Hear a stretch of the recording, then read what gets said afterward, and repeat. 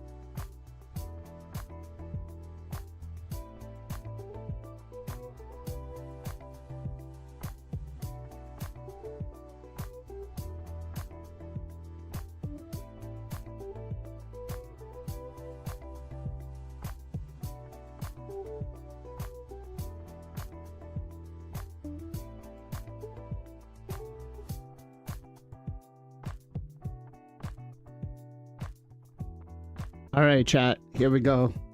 Here comes the countdown. Let's do this, guys. 10, 9, 8,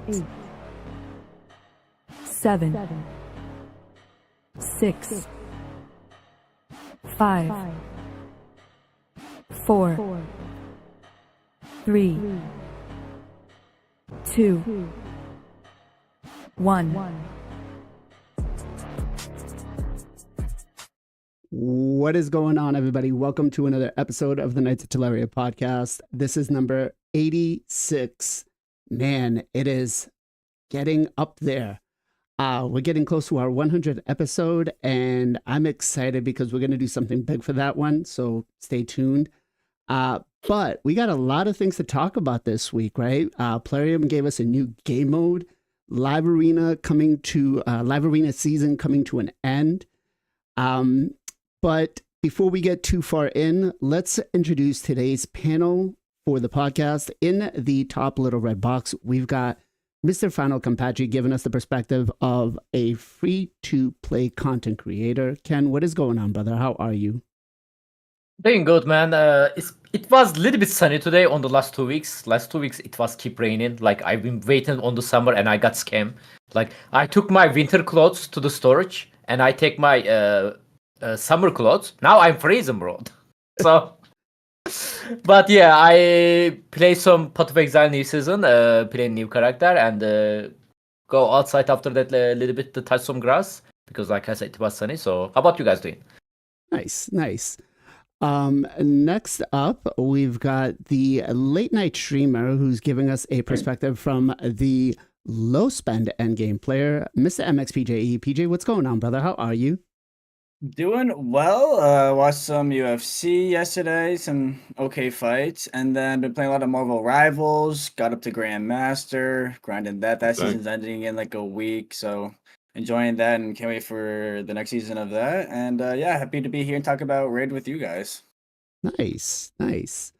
Next up, we're getting the perspective from the top 100 live arena, Mr. Gestel Gaming. Gestel, what's going on, brother? How are you?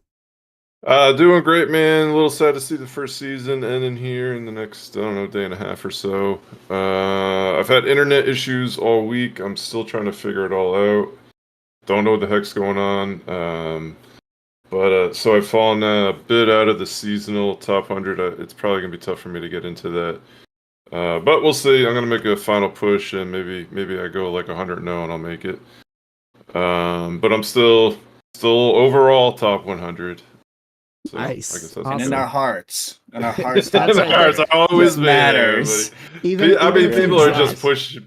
People are pushing so hard. It's crazy. I mean, the people ahead of me have 200, 300, 400 more fights. So it's I don't know if I'll be able to catch up, but it's cool, man. I'm happy to see so much kind of excitement around it. I feel like there's gonna be like a huge lull after that might kind of make Live Arena boring, but we'll just have to look forward to the next season. All right. Next up, we got the guy that has taken a very special interest in me and teaching me all about relics along with you guys. Mr. Beck. Beck, what is going on, brother? How are you? Oh, dude. I've basically spent the entire day just sleeping, so I basically woke up for this. So you spent all day relaxing and chilling just so you can make sure that you have time to come and stay with us today. That's awesome. Guys, Yes. show him some love in the chat. Next up, we've got the five-headed thinker who decided that feeding a Sifi is a good idea. We've got our boy, Mr. JR Star 3. Jay, what's going on, brother? How are you? Doing pretty good, man. There's been a lot of things happening in the weather over here where I live. I've had like 3 tornadoes. One almost hit us. It was only 15 minutes away. I've had some internet issues too, like Gessa was having. But overall, just pushing on through and grinding. Might skip this next Fragment Fusion Summon though. Take a break. Ooh, okay. And last but not least, all the way from Texas, we got the Dab Master himself, Mr. Zero Brew. Zero, what is going on, brother? How are you? Woo! I'm doing just fine. Doing just fine. Yeah, weather's been weird, I guess, globally. It's crazy to hear it's impacting Turkey as well over there where Ken is. Yeah, we had peaked into the 90s and I had turned on my air conditioning here in Texas, but right now it's 43 degrees Fahrenheit, and I just got a alert on my phone that says we're going to go into a freeze warning. So I've yet to plant my spring plants, and I'm very thankful because I think they would get frozen and die tonight. So other than that, we are doing just great. Looking forward to life and been playing a little. Just got it last night and very much enjoying it. Outside of Raid Shadow Legends, a little Schedule 1. It's kind of fun. Okay. Not gonna lie. Okay. How about yourself? How are you doing? Man, it was an interesting week. So April Fool's was what was it, Tuesday or something? I don't know.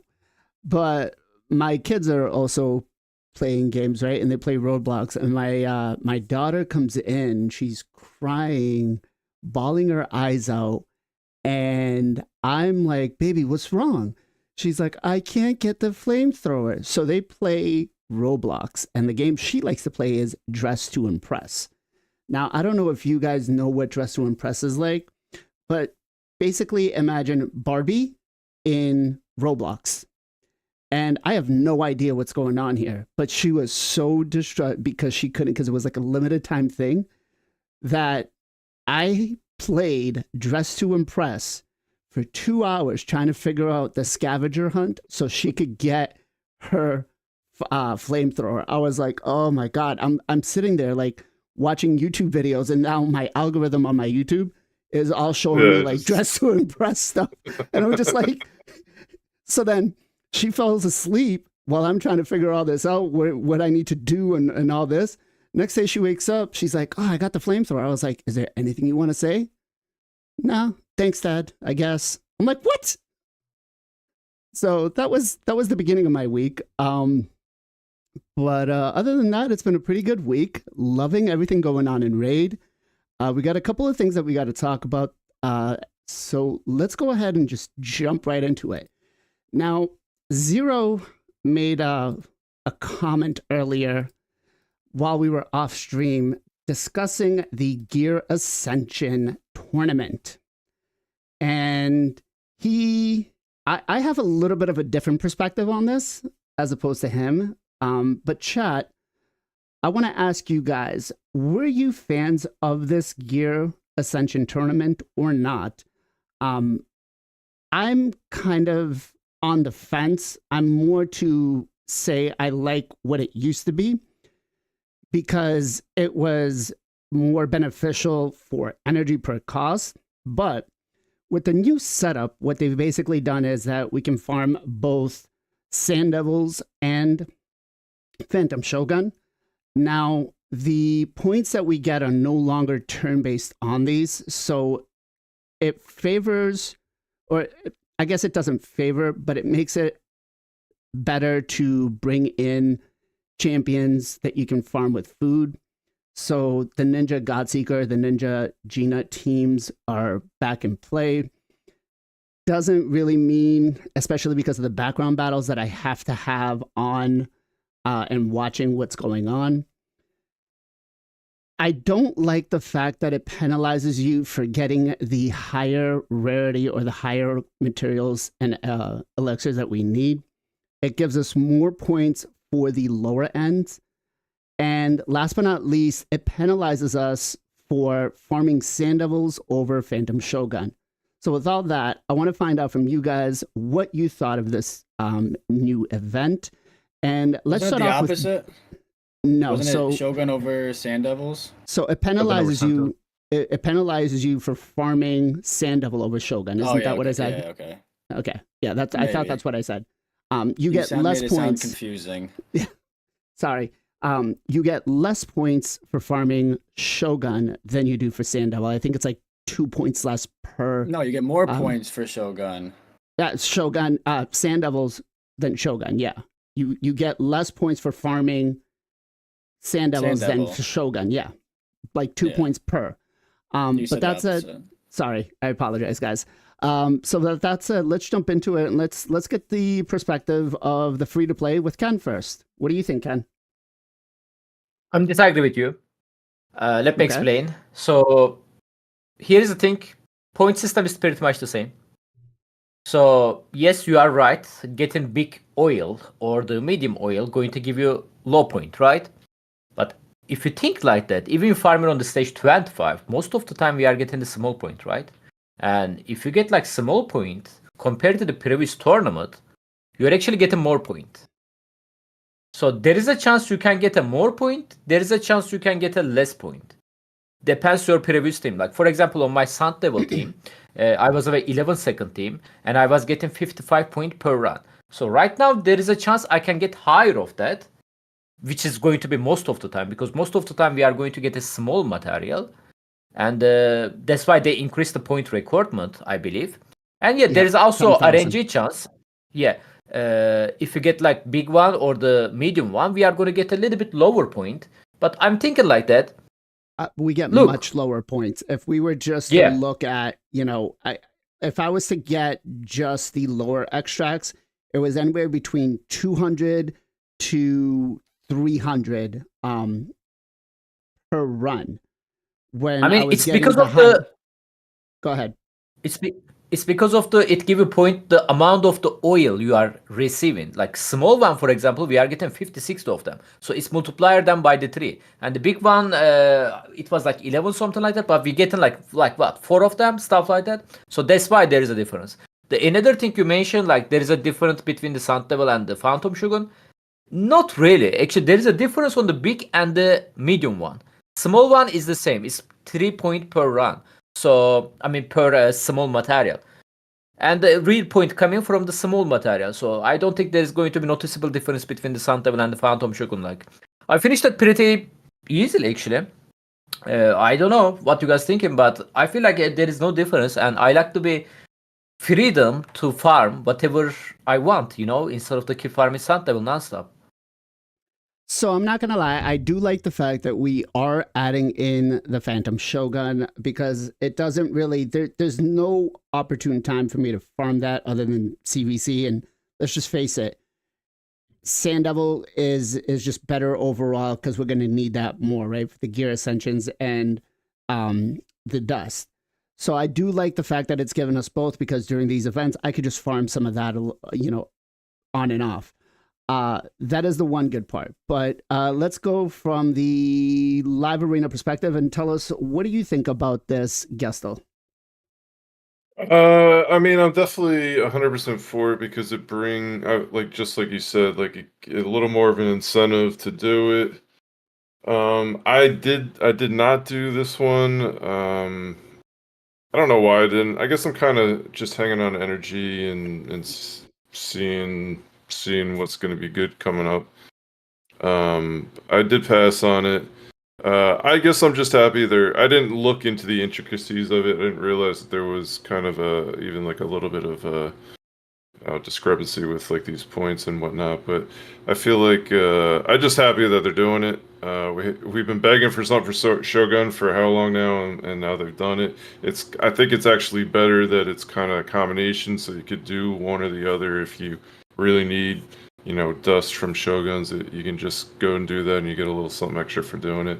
So I'm all for it. If they can iron out, make it a little more fair, I think that will come in time. If it is imbalanced, but I'm all for it, man. I'm happy about it. Okay. So I found the screenshot of what I had for the point breakdown. So Ken was right that the lesser oils and extracts are both 3, and then the difference between the points is, like I said earlier, 2, with penalizing you for farming Sand Devils over Shogun. I really feel like that should just be the same for either or. Let us pick, right? And then another thing, maybe chat, you guys might disagree, is why aren't we getting any boosted points for the dust, right? Should we be getting those points for the dust? I think that's Definitely. It's not a bad idea. I'm gonna chime in on that, because you can only get dust from 25, and there's probably a poop ton of people that can't do 25. So you're penalizing people who can't do 25. Fair point. Fair point. But those guys are getting more points for the lesser oils. So if they're farming, you say that, but again, my question is, even though those points are lower, and I didn't dive into those details. I mean, look but at this. Do you get 309 more, for 100. Yeah, but do you get more for do you get a bigger drop when you do Sand Devils versus Shoguns? Meaning, are the points balanced out based on how many they give you? So I don't know the exact breakdown on what is given. Yes. Well, no, I don't know. So You know, 15 there. Which one is that? The medium one or the big one? This is the big one. Okay, so that's 15. Go back to the. Oh no, that's the small one. That's the medium one. That's the medium one. Sorry. Go back to the other one that had medium. So that's 75 for that one. I mean, I think the problem is that they juiced the like on 25 they juiced how many of the little guys you can get a while back, because we were all complaining about the little guys. Yeah, so see, they're there. That's perfect. You had one that was 14 and one that was 15. So Sand Devils is dropping more oils, so they lowered the points versus Shogun. You had one that was 15 for Sand Devil and one for 14. So there's your 15 for Sand Devil and one for 14 for Shoguns, meaning it looks like they adjusted the points by the volume of what gets dropped so that they're more equal. Again, that's just a theory based on the screenshots you just showed, but so this one, if you were to farm stage 16, right, because that's what you can get, or even going lower down to, what is it, stage, you're going to get 27 points per, 20. Yeah, but the amount of the small you are getting on this stage is way lower than the stage 25. So stage 25 is still better. Like you are getting 40, 55 there. Yeah. The other one only give you like 9. Small. Fair, but it's also a lot less energy, right? And a lot less challenging to do. Not really that much less energy. Well, we're talking 24 energy for stage 9 as opposed to the 40 energy for but you're getting way more than double. True, but again, we're talking. It's not set up that it's still penalizing you for the turn attack like the previous one was, where if you weren't running stage 25, that you were getting penalized. This is a little more fair points wise. Granted, again, I feel like the points for both dungeons should be the same instead of one over the other. But can you click Phantom? Phantom Shogun? Yep. So Phantom Shogun's about the same, I think. So the large ones we can get 3 to 5, and for Sand Devils, the large ones, so it's the same thing. We're not losing anything for what the drop rates between them are. It just penalizes us for farming one over the other, right? That said, let's go to Zero Brew. What do you got to say about this? Yeah, I think it's the most fantastic thing they've done in a long time, and here's why. First of all, it was ridiculously easy to farm your daily energy into it, and I got like 17,000 points. Like most times when they do champ training or dungeon divers and they put that top threshold at 10,000, it is a slog to get there typically. And then this one was like, it almost reminds me of doing regular arena during a fusion event. And like you blink in one day and you've maxed out the 300 whatever points you need to get arena. And in fact, I would love to see them replace one of those hard dungeon divers, since they've upped the points in dungeon divers with one of these. I would be strongly in favor of that. And then of course, I mean, just taking the fact that everything's been Sand Devil, and this is the first event we actually got to earn something new for doing Shogun. And me personally, I just have always done Sand Devils to get the resources out of that, and never done Shogun, because again, they never gave us an opportunity to earn extra stuff doing it. So I needed to farm it anyway. And so for me, it was a win-win-win, in my opinion. I'm in strong favor of it. And to be honest with you, yeah, you do get more points when you get the lesser oils, but I kind of look at that as, hey, we gave you the crappier drop, we're going to reward you in the tournament for it. So I almost take like the glass half full approach to that and say, hey, I just landed, 100 crappy lesser oils. That's terrible, but I got 300 and something points for it. I got 300 points for it versus, I got, 5 big oils and I got 100 points. So I don't know. I just didn't even worry about it. I blinked and I looked up and I had 17,000 points, got third place, got an extra ancient shard out of it, got a medium soul. So for me, it was super positive. Plarium, if you watch this, don't adjust those points. Keep them just like it is. It was beautiful. Well, no, adjust them so that both dungeons are giving you the same, but leave everything else. Well, the same. again, yeah, I don't know. Maybe there's a method behind their madness on. I think it's onto that. if I was But like to for me, I was say sitting why, on 27,000 oils from Sand Devil. Okay, So maybe let they were me- like, let me- hey, let let's me try ask to you get this people to run question. Shogun. let me ask you this question. Ready? Yep. How many pieces of your lower end gear, so your neck, jewelry, and banner, are you going to rework? And how many pieces of gear for your artifacts are you going to rework to try to get the right substats? Which one are you That's more fair. likely to do? That's fair. So you're basically saying because there's 6 pieces versus 3 pieces, you need more Sand Devil. Exactly. Yeah, Even though that's we fair. have been That's a fair farming point. it longer, you're not going to use as much to farm your banner, amulet, and ring because you're only going to use 3, right? As opposed to the 6 on the top. But they also Uh, said this isn't replacing Sand Devil. There's going to be a separate Sand Devil tournament as well. Right. And I agree with Zero Brew taking and adding this as part of the fusions. I'm a fan of. I am curious to see what chat has to say about it, though. Would you guys be in support of them adding this type of event into the fusions? Let's go to PJ next.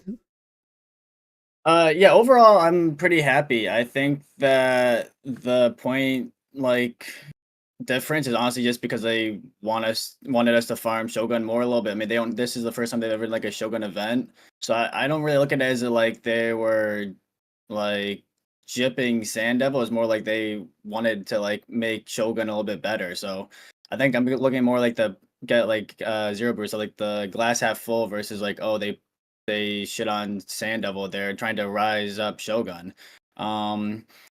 Yeah, I think they should do this in the future more. We've never had a reason to farm Shogun outside of CVC, and this is an excellent reason to give good rewards. I thought the 10,000 went really fast. Yeah, they did do a little bit lower of the points for the small one, so maybe they have to adjust the scaling a little bit. But then you guys make great points. I think you're getting way more of the small one, so it's almost even beneficial to get the small ones for the points at least. So even if you do get small ones, it's like, oh, you get more points, so that's not a bad thing either. So overall, I think it's a win-win-win. Yeah, I don't see anything really that bad. Okay. Let's move on to Bick next. Yeah, so I'm going to disagree with PJ because I don't think it's win-win-win. I think it's actually a testament to how bad the drop rates are. Because if we are getting people that are saying, hey, this was so easy, I could do this with my daily energy and I didn't have to think about it. And then we're also saying, well, we're getting this many points because we're getting all these small oils. Well, isn't that Well, exactly the problem that we've I been... think the drop rate's different than the tournament itself. I mean, I think the tournament's good. The drop rate is like a separate issue. Yeah, but they tie in together because the drop rates are the things that are deciding the points, and they are also thus deciding how much energy you're spending into these tournaments. So I think if they change the value maybe of the drop rates, then the tournament becomes a bit harder, and the sentiment kind of changes. But I think at the moment, the tournament, the way they did it, is just purely a testament to how bad the drop rates actually are in these dungeons. Having said that, I think it is difficult to complain about something that the community has been requesting for ages. So I'm very happy that they added it, because this does show that they are listening to the community and they are taking feedback. Yeah, you can argue about the implementation if you think it can be better or not, or if they're like favoring something over the other, and if this is according to yourself justified or not. But personally, I'm happy that they gave us something, and the cup is half full. I would say that. Yeah. Okay. To your point, we are a gaming community. We're never going to be happy. We can always complain about something. Yeah, that's true. Right? Gamers are never happy. That's true. Exactly. That's true. We're Yeah. never going to be happy. Nothing is ever going to go our way. So I always try to take that into consideration when I do my rant videos about Plarium. That said, Jay, what do you got to say about this, man? Yeah, overall, this is a big win, which is weird for me to say when it comes to Plarium, because they do a lot of crazy stuff. But yeah, honestly, you wouldn't believe how many times I've heard people complain about Sand Devil and Shogun. Right? We don't have tournaments. They started doing the turn attacks to get people to do it. But then that only favors like people, having the fastest teams. But what about the rest of the community? We might be end game players, but we have to remember that some of us may leave, but they want always people playing the game, right? Mid game players becoming late game. So, in general, I think this is really, really good. And like Vic was saying, people have been asking this for a long time, like a long time, almost 2 years. It's finally here. And I think one of the reasons why maybe there might be a point of discrepancy is they might have seen it both ways. Plarium's always looking at analytics. They already thought, well, people are not going to farm Shogun because Sand Devil's better. Like we need it for gear or artifacts instead of the accessories. Well, what if we just incentivize them a little bit by getting a little bit more points for Shogun? So there could be a little bit of mind games there or things like that to get people to form certain things. Me personally, I did both. I didn't go all Sand. I did a little bit for champions that I'm reworking for Live Arena because we have seasons now, and I'm actually going a little bit more into Live Arena, which is good. But that's just me. For me, I actually like it. I don't have any problems with it per se, even with the points. I don't see it. It didn't affect me. I didn't go like, man, I got less of this. I'm just like, cool, I'm getting something. And that's what it should be. It's not like Dungeon Divers where every single time it comes during a fragment fusion or a fragment summon where I'm like, oh, great, another 1,000 points. I can only get like 75% of this. I can't even get it done. And oh, there's 3 of them in this fusion. Oh, great. I'm gonna have to go, either get the epic so I can skip Dungeon Divers, or I'm just gonna have to skip 2 Dungeon Divers and have to do everything else. So that's a whole another topic. I hate DD and they're making more inflated points, but here, as long as they don't change the points in these new double events for Shogun, I'm gonna be totally fine. But you never know. 6 months to a year, they might be like, you know what, this is too easy. Let's just change up a little and give a little bit less. But hopefully they won't. Okay. Yep. Yeah, and I was thinking it just to chime in on what JR just said was like if they looked at my count, I had 28,000 Sand Devil oils or whatever, and I had like 2,000 Shogun oils, and so that might have been, like you said, why they weaponized or whatever, adjusted the points from that perspective. But Blazin, you did raise a good point. You need 6 pieces of gear versus 3 pieces of gear. But yeah, I think if they looked at, because they've never done the Shoguns, people are probably sitting on way less Shogun oils than they are the other one. That's probably why they did that way. Because I've been the ascension pots at the end game. It's the dust and the extracts, like the oils you need. Yep. Right. So again, overall, I will say that this was a good event to introduce. The only big gripe that I have is the being penalized on running Sand Devils over Phantom Shogun. So I would like to see the points adjusted so that both are the same. That way we're not losing for that event. Is it a big thing? Probably not. We're still going to farm Sand Devils. We're still going to farm Phantom Shogun. The good part is at least we get something now for farming Phantom Shogun, right? So with that said, you did good on this Plarium. Just make those little tweaks.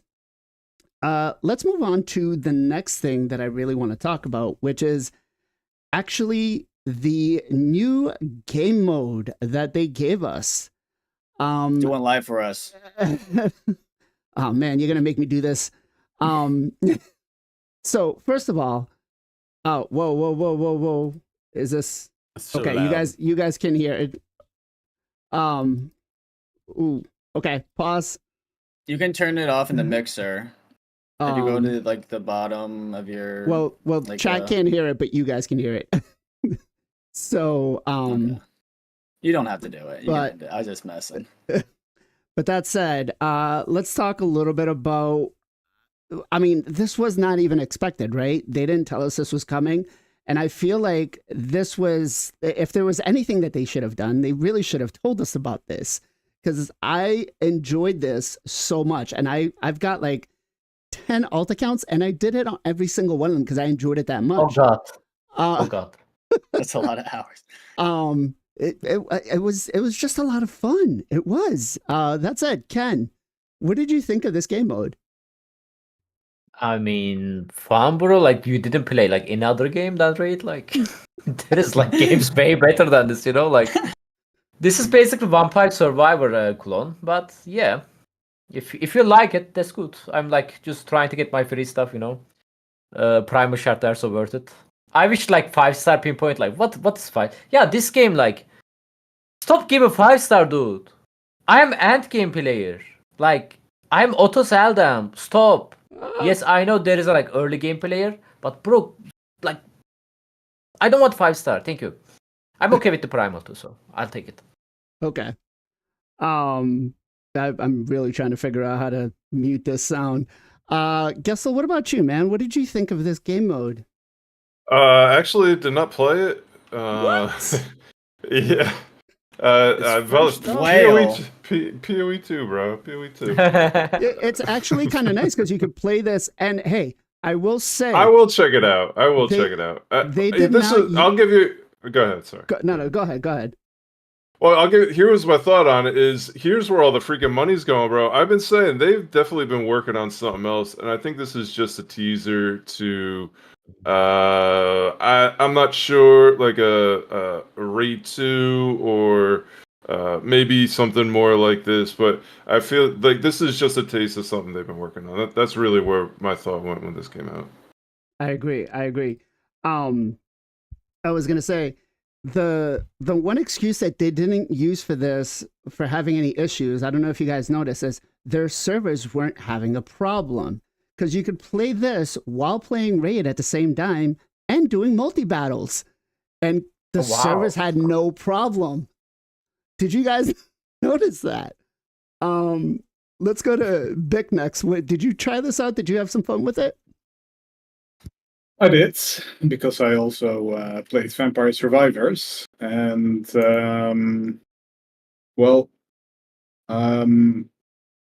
I think this was made in some intern's lunch break, because you can Okay. literally Google Unity Vampire Survivors tutorial, and I think you can watch a 15-minute video on how to make exactly this. Inside the engine that they're already using, and they already have the assets because they basically just reused assets that were already available to them. The only new things might have been the monsters, so maybe this is like a minor spoiler to something that's going to be added to the game, because where did they get these models? They were created by someone for some reason. But yeah, I liked it. It was refreshing. I find it funny that there were people struggling with stage 3, because it's really not that difficult, I would say. Bro tip, Rain of Arrows, pretty good. And the Lightning Arrow does a stun. And then on the boss, just focus on those two. If you upgrade your your starting ability, the one that just shoots a single arrow with nothing special. For the boss, this does a lot of damage, and then just pick up before hitting 11, because level 11 is when the boss spawns, basically. Before level 11, so somewhere around level 10 or something, pick up 1 level in Ice Arrow, so you can basically kite the ads for the boss, and it's very, very easy. So, yeah, cool thing that they added. Nice job, intern. Nice job, intern, he says. Oh, love it. I will say, so when I did mine, the first one, I thought the explosion arrow was probably the best one to go with. And then somebody in the comments on the video was like, bro, you really need to try the lightning arrow, and then pair it with the explosion. And then once you go to the final stage, you want to go for the frost. I didn't think that the rain of arrows was that good, but I kind of skipped that over. I was just trying to kite all through the map around. That's it. Yeah, PJ, go ahead. the Rain of Arrows is more total damage. If you can get like stuff stuck in the rain, while the arrows are falling, it's more total damage, so you can kill stuff a little bit faster if you manage and to. the circle expands as you level it up. It becomes like half the map at the end. Yeah. PJ, what about you? How did you fare with this? Did you like it? Overall, I thought it was pretty cool. It's obviously very, very basic. I think a lot of us have played similar games to this in the past, so we've kind of had a general idea. But games like this are very successful. Beck kind of mentioned one. I'm not sure if I played that one specifically, but I know there's a bunch of like indie kind of games that are very similar to this that are very successful. It's kind of like what Gessel mentioned. It is interesting that like what is their thought process or their plan in the future for this? Like I doubt they just like put this out there this one time and then it goes away. Like that would seem weird unless it really was like an intern. We that did was ask. this a side project? We did ask in content creator chat if there are any plans to implement this in the game, because Watcher of Realms has kind of something like this, right? And they said they can't tell us anything, but the feedback they're getting is really good and in a positive way is going to push this. So I don't Makes know sense. how we're going to take that, but I'm guessing, listen, I wouldn't be mad at getting an extra primal every, week for doing this game mode, right? Go ahead, Yeah, Peachy, sorry. No, you're good. Thank you. That's good to get the clarification. Yeah, I think overall it was good. I guess the only downside right now is that it's only for Plarium play and mobile players can access it. But it looks like they have like the UI for mobile, so maybe that could be something in the Yeah. future. But the other thing with these servers, isn't this kind of, I mean, I'm not sure how servers work, but is this the same server that Raid's running on? Because it's like a separate instant as like when you're popping it up. So I'm not sure if it's quite the same. It's I gotta be something separate. It's probably Huh? separate. Okay, It's yeah. probably separate. So that's probably one of the reasons. But yeah, I think it was fun. I enjoyed it. I got to stage 3. I haven't completely cleared or like gotten all the points yet, but I'm a little bit of ways. And if they could do this, like you said, every week or every couple weeks, and update the game to make it a little bit better, not just this basic, I think it would be really fun and cool. Okay. Yeah. Chat, did you guys get to stage 3 yet? Have you been able to complete this?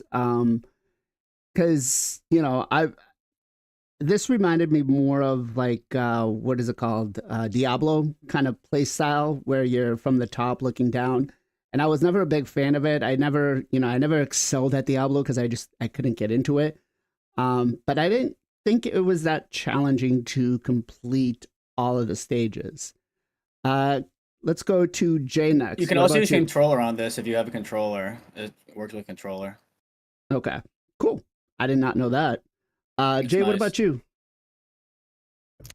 Yeah, this just surprised me a lot, man. The fact that I could be playing Raid streaming, doing my, background battles, multi battles, either one, and then also on top of that, playing through the instance, and it's faster than, what's crazy? When you get the rewards from this, it's quicker than the purchases that if you would have hypothetically make a purchase in game, it takes a little few seconds to get to your Yeah. mailbox. It was faster than a purchase in game. So that was one thing I noticed. And two, being able to play Raid, but they want people to be logged into Raid, right? You're gonna have to pull up Player and Play to pull this. That doesn't mean you're most likely gonna probably click play. No one just opens Player and Play and just looks at it, right? So you're probably gonna load up Raid, and that's what they want. They want that metric of people being logged in, right? New or end game players. And then boom, here's a little mini game you can do if you're doing something behind the scenes. Now, of course, we still want background battles and live arena and other stuff like that, but I think that's for another topic. But Wait, but background yeah, I was battles very and live happy with arena. this. Then how would that be live arena? No, I mean like if you're AFK background or- betting like a dungeon and you're like, let's say you're farming your energy, Okay, and then you okay, go I do get you. live arena. Yeah. I was like, Yeah. wait, who would want to do a background live arena? Live arena battle. No. Yeah, well, that's another discussion. But anyways, in terms of the game itself, the mode was really fun. I actually played Diablo 2 and 3. Didn't ever got into 4. And I do like games like this that's kind of like, would be cool if they had let us use all 4 characters. Like we get to choose, kind of like when we choose our champions, like choose, Galek or something like that. Maybe in the future that's what they're gonna work towards. You can choose kind of like a champion, and then your own play style, and then you can choose your abilities as you level up. I think that'd be a really great approach. This is giving me good vibes. It reminds me a little bit of way back, like League of Legends. Remember, Riot didn't have team fight tactics. It was like a mini game or like Earth, and then they actually made them real modes. I think this is a good thing that Plarium's testing out, and I think it's in the end, we might even have more types of mini games. So I'm definitely very happy about this and seeing the direction. You know, I just got an idea. What if like the champions that we have in Collect and Raid could be used in here, so we could pick, I don't know, I would pick like my Alaz or something to go through and do this with Elhain, and he would have different abilities and stuff like that. I think that'd be kind of cool with like different stages, kind of that would like be nice. kind of like campaign, right? What do you, Chad, what do you guys think? Would you want to do that? Would you want to have like your champion that you have in Raid be part of this, and then you could, you know, fight it on like like a campaign? I think. Zero, what do you think? Yeah, I think it's great. I mean, it wasn't expected. I think they did show something like this on a teaser somewhere A while ago, like a year ago. yeah, Chosen did yeah, a it's a video on little- it. Yeah, it snuck its way in there. I think it's cool. I'm all for them spreading out the IP and doing different things with it. I haven't really capitalized on the multi battles myself personally, but if the only thing we can do is go look at gear, that's the thing I hate to do the most, is look at gear. So I just play different games, and so maybe that's a way for them to keep us engaged, right? Is to do a little mini game or something like that. In terms of what you just said, it'd be cool if they just had like ads. Y'all ever see like what was it, like 1942 was like the OG one, right? I guess was probably the only one that knows about 1942 or 1943. But you know how like you had like the scroller plane thing, but you could get like ads to it. Maybe it's still the main four characters and they're the skills you're leveling up, but maybe you can pull in a champion that is in game and they just have like a static thing that they do. I don't foresee them doing 1,000 characters with 1,000, 4,000 different skills or whatever. But it'd be cool, yeah, if Elhain's like, Leo, get in here and do an AoE wave clear or something like that. That'd be kind of cool. Yeah, it'd be kind of cool. It's like a little ad, like standing beside them or something. It's kind of like a built-in, one skill that they're known for. I will say, final thought: someone at Plarium has a spider fetish. I'm just gonna say that because, yeah. They're just a very big fan of the creepy crawler movie. Yeah, that could be true. Arachnophobia or something. Well, isn't Could be like worse. I thought the end boss on stage 3 was like a beetle or something, no? Yeah, it is. It looks like that. I haven't gotten to play it all that much yet, but it does look like that. But everything else has been spiders. But overall, I think great game mode. I enjoyed it. I played it on all my accounts, not just for the reward. Well, mostly for the rewards, right? The rewards were actually pretty decent. Not expected to have this part of it. And I would urge them to keep this long term, once a week, have it reset. I think that overall, I'm gonna say, yeah, let's go for this, right? Keep it up. 2 for 2 so far. They gotta fix the volume thing though. Yes. When you hit escape, you should be able to like adjust the volume in the game. Yes. You can go to the mixer. That's the only way that I figured it out, or someone told me to do. I just mute it. Yeah. I didn't have the headset on. I didn't even know, because like when I played them the first times, I didn't have the headset on, so I didn't hear anything. And now it was just like, oh shit. So yeah, no, that should definitely be addressed. All right, let's go into the next topic, which happens to be Live Arena. Yeah. So the season is coming to an end, guys. Season 1, interesting 4 weeks. There's some good things, there's some bad things, right? So I want to ask first, what did you guys, first of all, did you hit your 1320 points? Ken? I did. Gestel? Yep. Zero? No, because I focused way too hard on free to play. But I am about 150 points shy, and we got what, 2 more days left? You can do it. You got like a day and a half left, yeah. Yeah. So my goal is to still hit it. Yes. All right, PJ. I hit it. Jay. I'm halfway. Okay, and Bick, what about you? I hit it on the first account, and I think the second account said like 1K. Okay. So Bix says, screw just your one account. I'm going for both. Damn, bro. Damn. Oh, I really love getting sheeped, okay? Oh, I'm I'm at sure- 1221 points, so I'm 100 away. 99 you're away. you're You can 100 do it. away. Yeah, I got it. I just wanted to share something with Ken. This is what I crafted from my live arena bonus. I was trying for the Axe of Serpentus, but it gave me the harp of Casable. It's better than Caspe. the X. I mean, it's better than X. So Yeah. But definitely, I haven't figured out who to put it on that yet. I've got we actually did a collab with me and Bick, and I got to go back and rewatch it so I can learn on who to put it on and use it. That said, I am gonna say though, I misspoke during that collab because I thought it was for all allies, but it's only for the champion who wears it. But even then, it might still be incredibly good because you're getting to cycle through Senna's abilities more. So, small spoiler. Let me ask you this, because it says it doesn't do damage on them, right? Yeah. on any ability, yeah. Would Sulfarion's A3 and A2, I know his A3 would not, but with the A2, because he lands the burns and then activates some, but he doesn't hit them. Would that count Exactly. as a- That Yeah. would work. Yeah. Ooh, and that's a- he's already boosting turn meter like crazy anyway. God, that would go Yeah. great on Sulfarion. Yeah. I So want the one. use case changes slightly from what we spoke about, but it's still a very, very good relic. So I did a poll on YouTube asking if people reached their 1320 scores, and we got 74 votes. Oh, wow. And out of the 74 votes, Wow. 22% said yes, 78% said no. I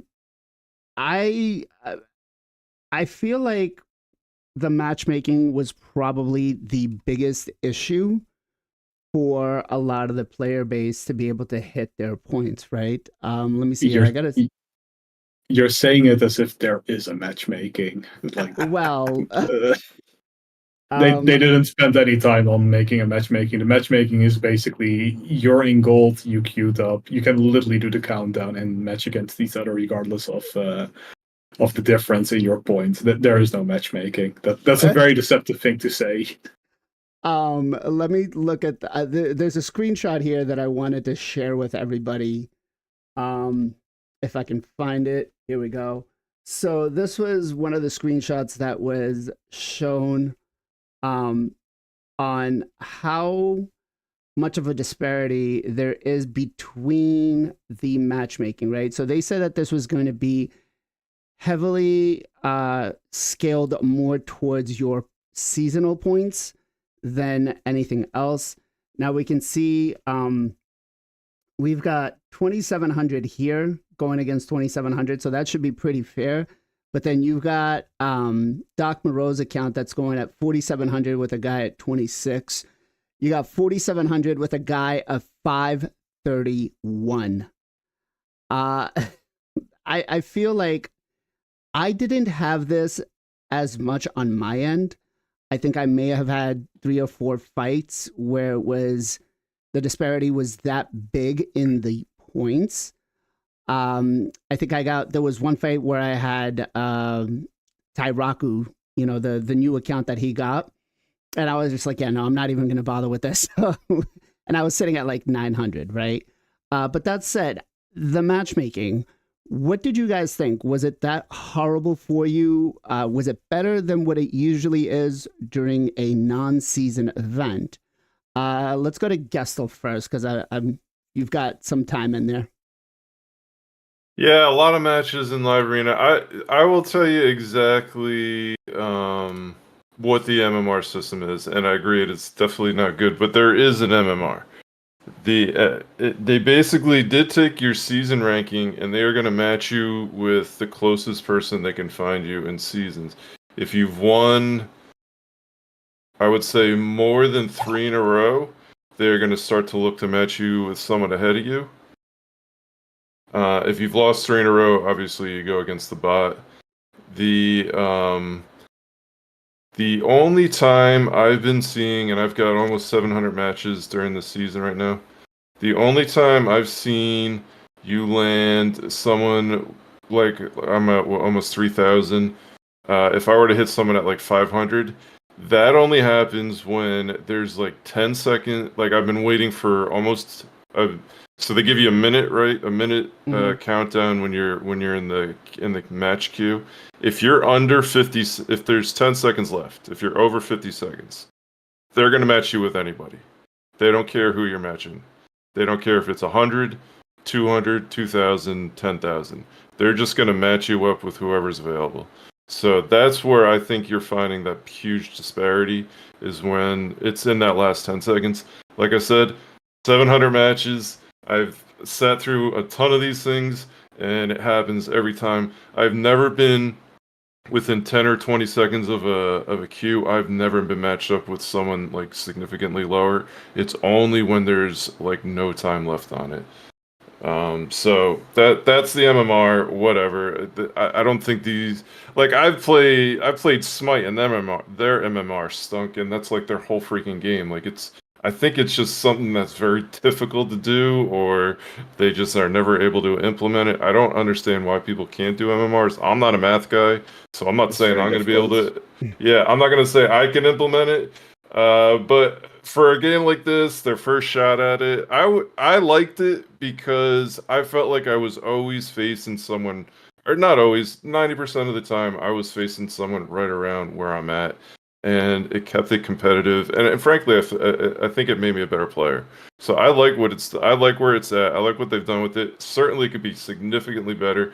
But on a game like this, where there's not like millions of people playing Live Arena all the time, I think they did a fairly good job with it. So I'm happy with it. I've had a lot of fun.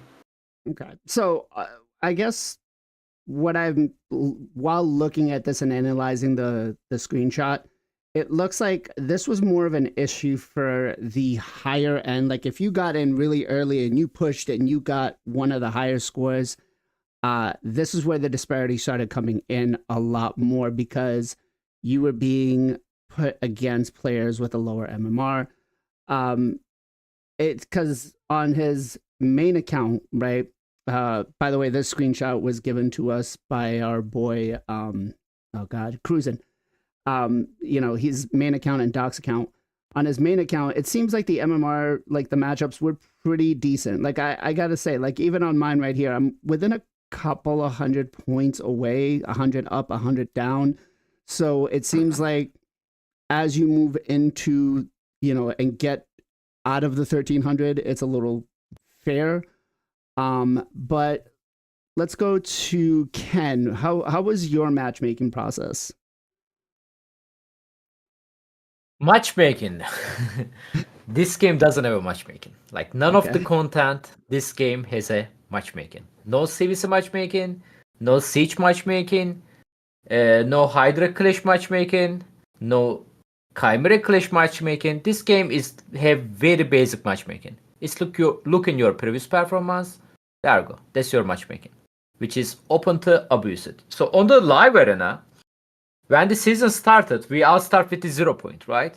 So basically, the guy would spend $1 million if he won his first game, and the guy who didn't spend any single dollar, if he also won his game is thinking, doesn't matter your previous live arena performance on the off season, doesn't matter your win rate, doesn't matter how big your PP. You guys equal, fight. Let me ask you, didn't you go up against who was it? Cartman and win? I mean, so why are you complaining? Well, I'm like a Neo on the Matrix, I'm against the Matrix, so I'm glitch. He's like, I won the #1 account in Live Arena, and yeah, I don't think the matchmaking is fair. No, but in serious though, I hear you. I'm just thinking like. Go ahead. I was thinking like they can do better than this, like that's so basic, man. It's very basic matchmaking system. It has to be your previous performance. Also need to mean something, in my opinion. Other than that, especially when the live arena started, because it need to be get adjustment, you know. I like my first 1 week, I got like 15 win in row. Like, geez, like wow, you know, like lots of the people I see it a lot. They got their 10 badge during the season, right? After Yeah. the season started, lots of the people got this 10 victory in row. So matchmaking was easier, especially first week, because the game is trying to balance it. You know, after the first week, matchmaking getting better because people, let's say like good people, you know, they already climb up, and you are, you know, like they are facing the opponent on their level. And for example, like somebody in the gold one, they are struggle a lot. Gold one players struggle a lot on the first week because they face the people supposed to be not on their level. But after first week, I think it's got balanced for all of us. So I enjoyed. I already enjoyed live arena. I really love it, and I'm getting reward now doing the same thing every single day. So I wish there is no like 2 week break. You know, I'm gonna miss it. 2 week is so much. Maybe like 2 day. Like, yeah, I cannot wait for the next season. This W definitely W in me, in my opinion, season system. Okay. Yeah, I will agree that a lot of people got the "Are you not entertained" achievement because of this. And now I feel like a lot of this has to do that those players that were in Silver 4 that were teeter-tottering up and down, just trying to get their farms there, are no longer able to go back into Silver. So they're forced to have to play. And so those accounts are coming up against the players such as us that have, you know, a little more developed accounts. So one way or another, you know, there's no more diving your score anymore, right?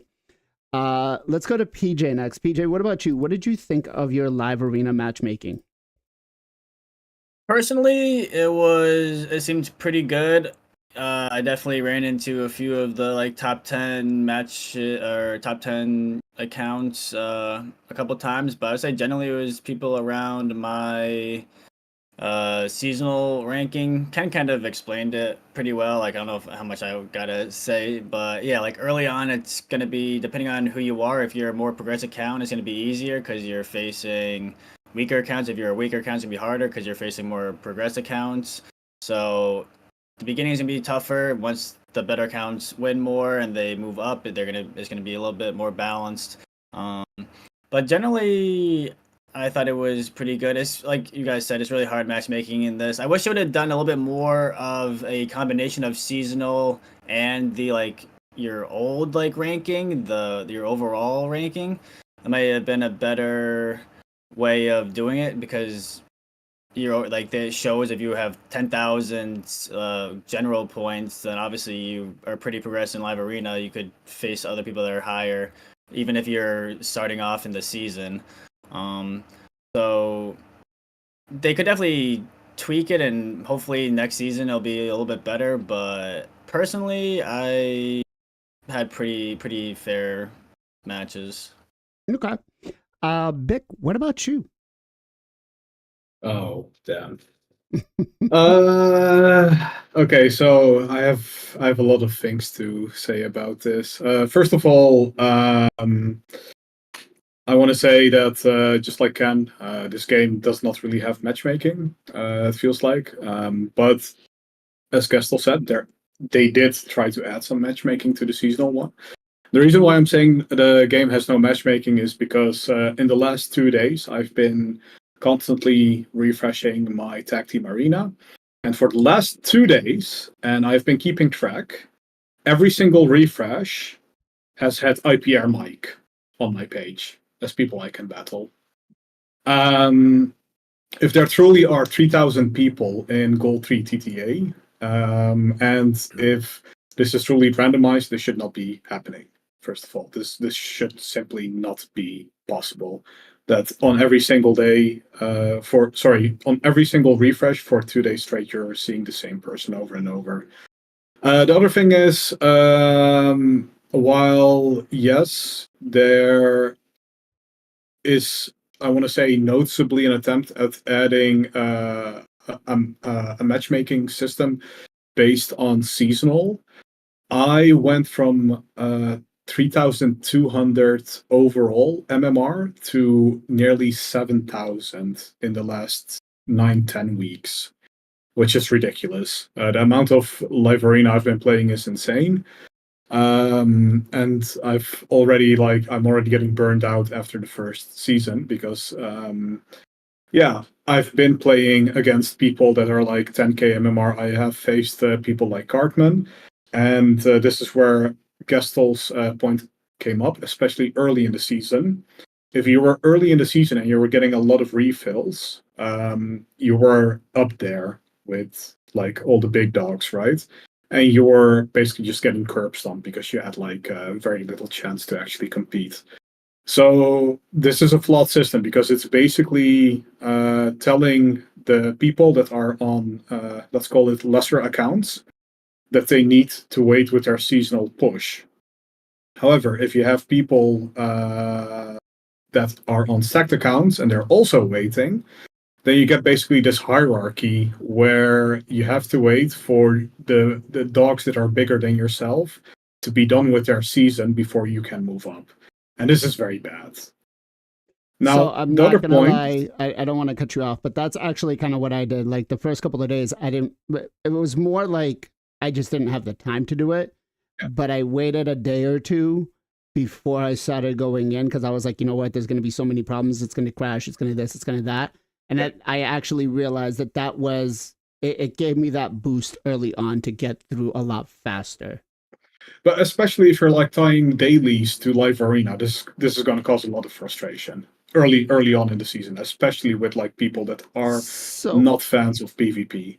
honestly, I think the live arena quest that they put in now though makes it much easier because you just go in, you lose your 3 fights, and you get the bot, and it's an automatic win. You get your multi battles, and you get out now. Yeah, well, I think that's that's like a different thing to talk about. But if you're like only going for the singular win and you don't want the 5 wins a day for a possible legendary book and whatnot, and if you don't want to get like I don't know the primal shards, then yeah, you can do that. But you're leaving a lot of valuable resources on the table then. But this is obviously an option. This is the argument always exists that you are not forced to play something, but the value of playing live arena is so immensely high, especially if you want to continue progressing in this game. The way they have this set up currently is extremely punishing for people that are on, again, the way I phrase it is lesser accounts, because there's always somebody bigger than yourself. So I am not very impressed with their implementation. I also find it weird that basically they changed the win point, like how many points you get for a win, how many points you get for a loss. And I believe like it was -1 point for a loss and +9 for a win, or something like that. It was for me at least. So this basically means that I can basically lose 10 matches and then win once. So it's like 3 and 9. 3 and 9. Sorry? Yeah, it's 3 and 3 9. and 9 So now? you win, okay. yeah, you Yeah. win 9. Yeah. You get 9. So So you can lose you 3, get win 1. Yeah. Okay. Which Well, basically- I've seen -1 as well. So, but yeah, this basically also means that they're like not allowing you to drop. So the entire rating is not a reflection. You can only go up. It's not a reflection of your skills, of your account. The only way is forward. So basically, the more you play this, the more you're going to go up, if you like it or not. Which is kind of weird because they already removed the option for people to drop out of gold back into silver. This was removed. So once you're in gold, you're basically just there. And if they're like now using seasonal MMR, then yeah, like who cares if you're dropping or not? The other thing I wanted to say is that I found it weird that they went for MMR instead of ELO.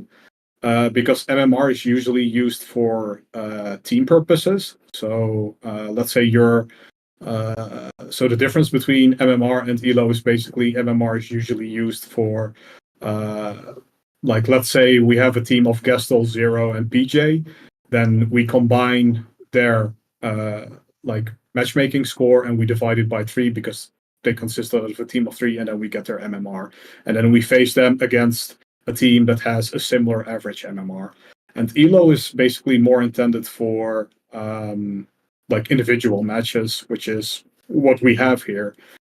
But one of the big differences between MMR and Elo is that relatively the bigger the relative difference is between people of different Elos, the more point gain and point loss you get.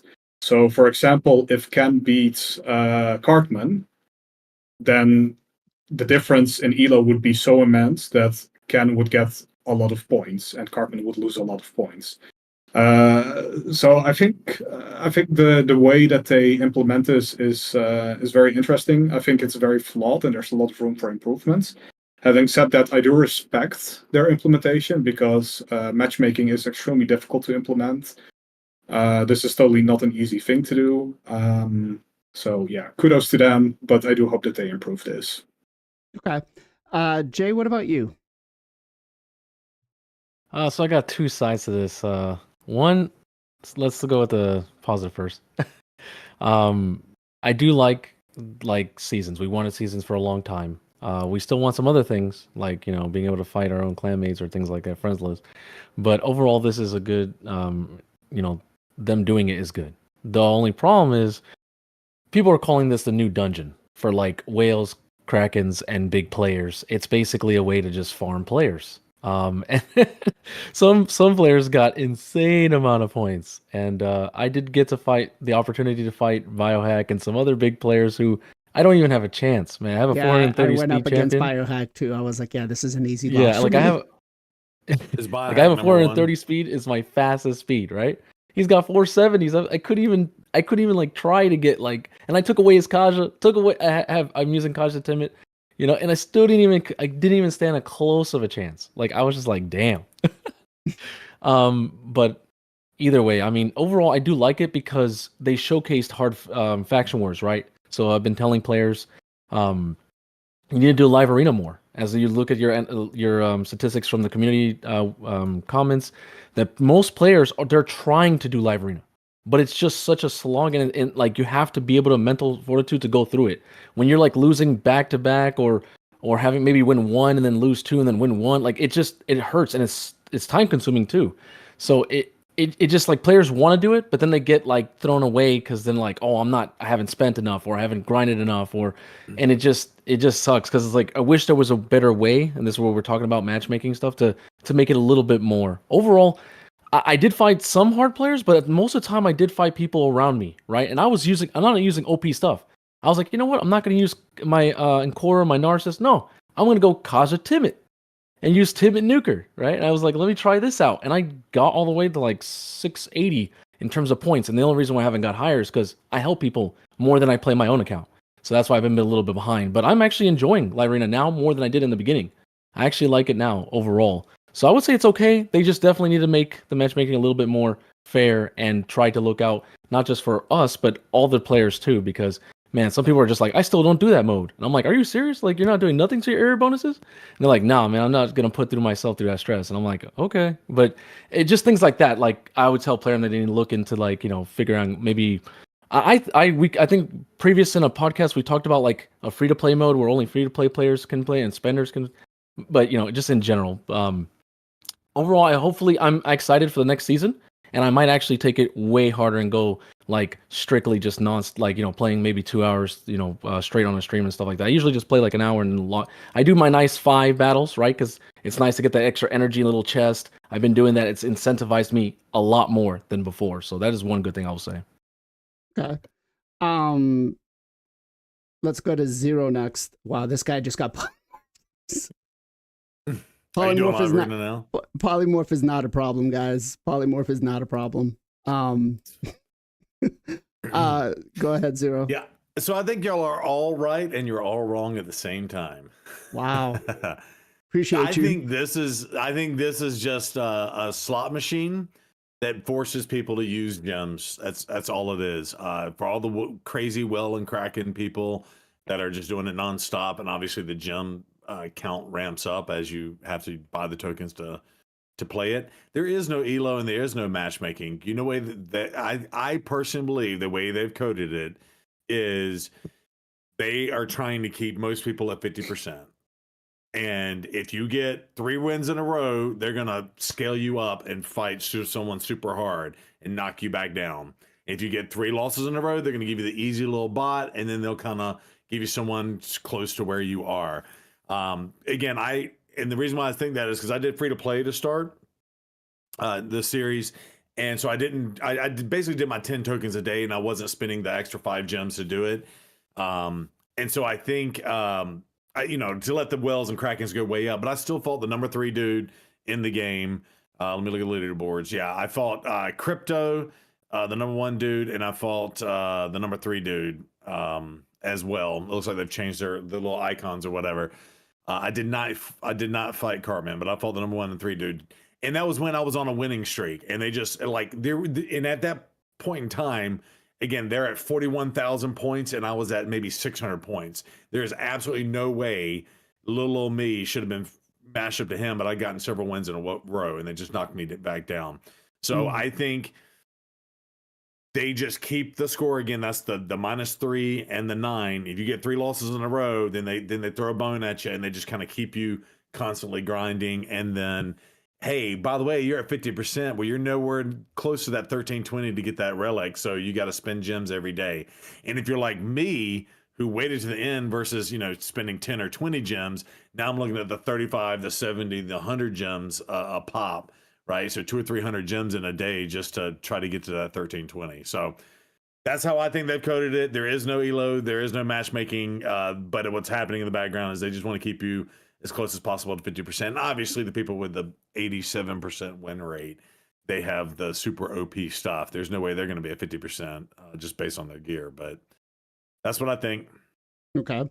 That's the old system outside of seasonal, though. Like if it's the non-seasonal matchmaking, I totally agree with you. But there's clearly some changes in the seasonal thing.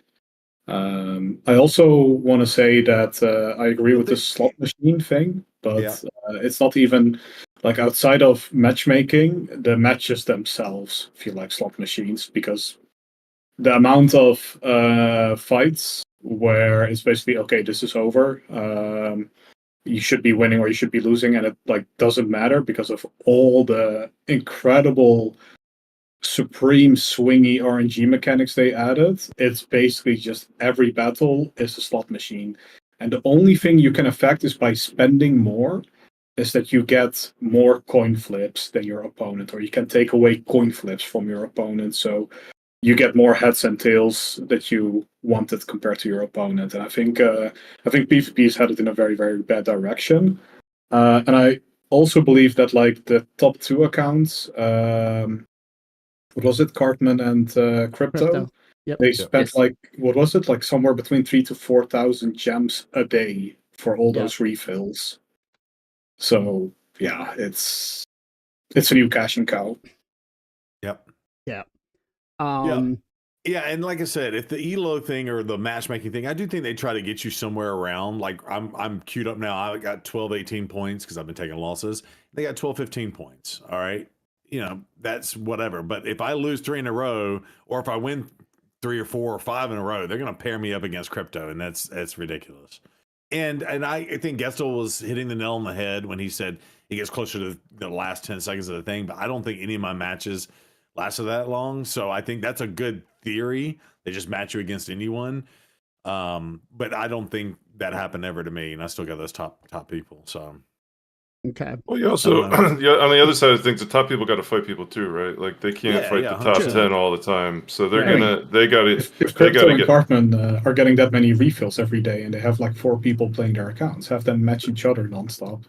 But if you look at their histories, they fight each other maybe once a day or something. It's I mean, look.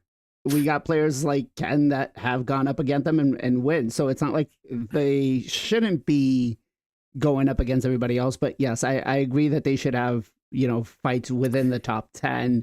a lot more often as opposed to fights within the top, 2,000 or, sub 1,000 to I was 2,000. proud of myself. I killed 2 of Crypto's champs, and I was doing okay with this +4 whatever 6-star awakened, fully mastered whatever people.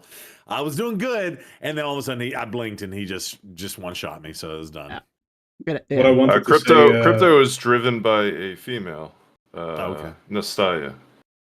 She hangs out in my stream. She kicked the Nastaya out of my Just ass. throw that out there. She whipped his ass. Go ahead, Vic. Yeah, what I wanted to say is, if they did this, right, if they had the matchmaking be so that these top accounts would be matching against each other a lot more, then it would also be a lot more competitive, because at the moment it's basically just a race for them to see who can farm the lesser accounts the most.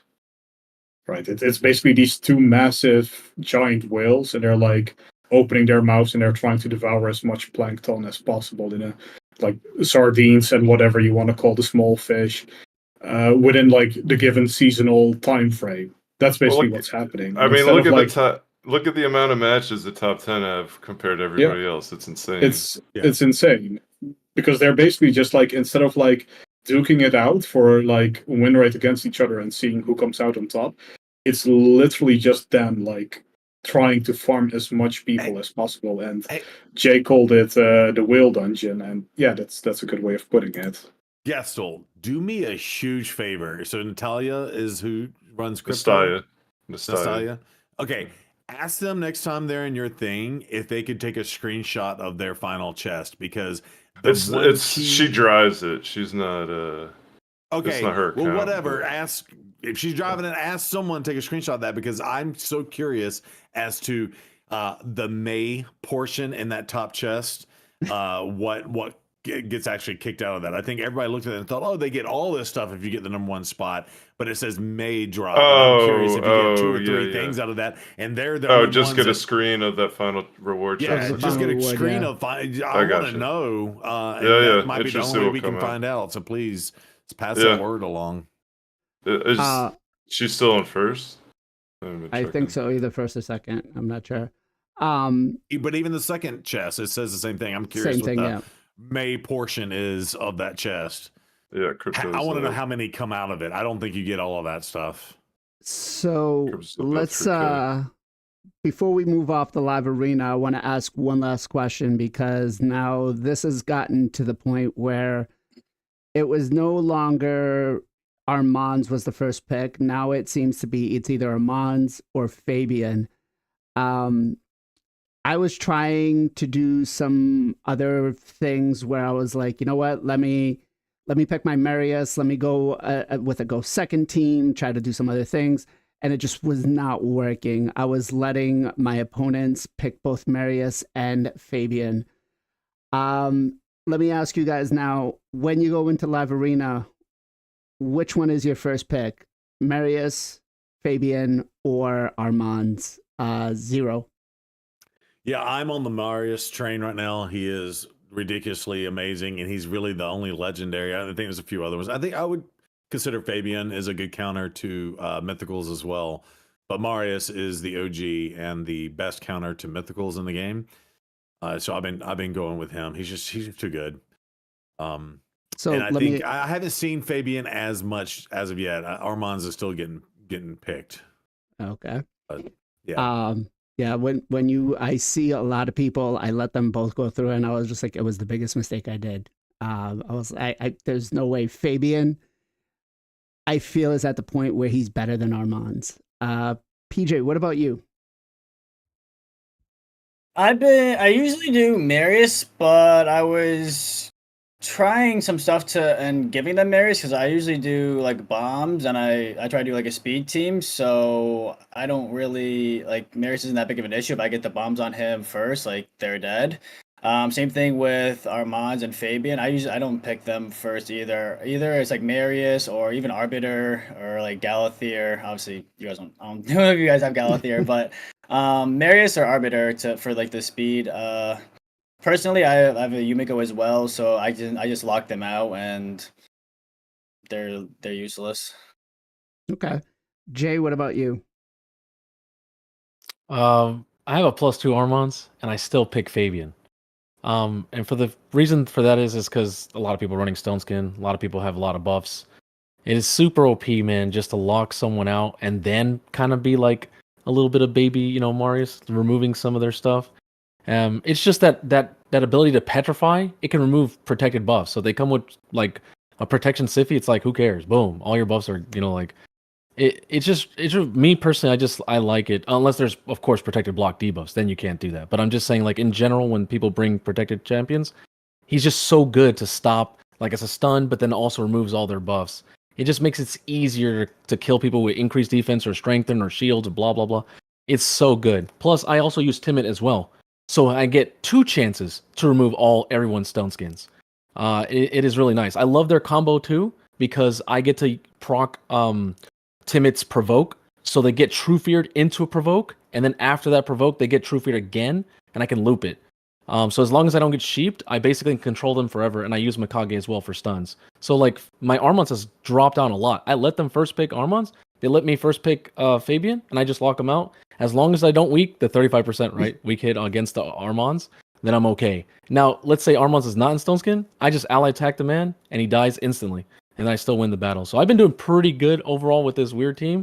It has a lot of control, and I want to go back to using Armons, but it's like if I first pick Armons, then they first pick Fabian, and then and then they have Marius. I don't have Marius yet, so it's just I think Fabian is one thing that I will say that overall. I think Marius is more OP than anything. Like before when Armons first came out, it was Armon Shadow Legends. Then when everyone started getting Marius, now it's Marius Shadow Legends. He's taken over all PV and PvP. So I will get it eventually. It just goes to show like, damn, Fabian's actually on that level where I can start petrifying the Marius or removing his stone skin and screwing over people's Marius. So Fabian is number 1 for me right now. Okay. I'm reading here. Somebody said Fabian and a stun set for the win. I feel like that would be toxic. I got to say, like Fabian, I started picking him first because when I was letting him go, he would go from his A3 into his A2. And man, like it was just like petrification after True Fear. I was not getting a turn. So for me, overall, I think Armand's is, you know what? You want to pick him? You take him. He's all yours. I'll get to go anyways, right? That said, chat, what about you guys? Do you pick Fabian or Armand's first?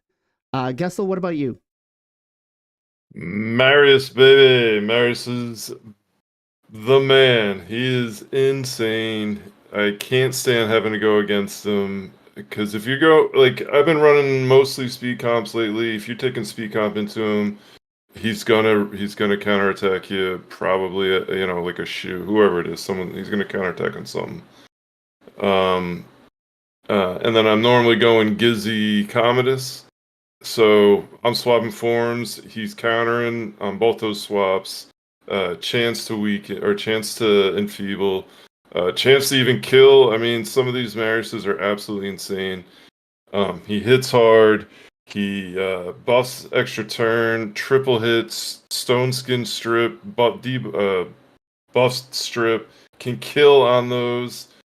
He's absolutely insane, bro. Nice. A counter into Nice with Soul Reaper when Nice swaps form and he throws that A1 down and gets the Soul Reaper off. It is the best freaking feeling in the world. I hate Nice so much. I hate Nice. I hate that guy. Marius is too good. I'm telling you, he is insane. He is a mythical champ in a void legendary body.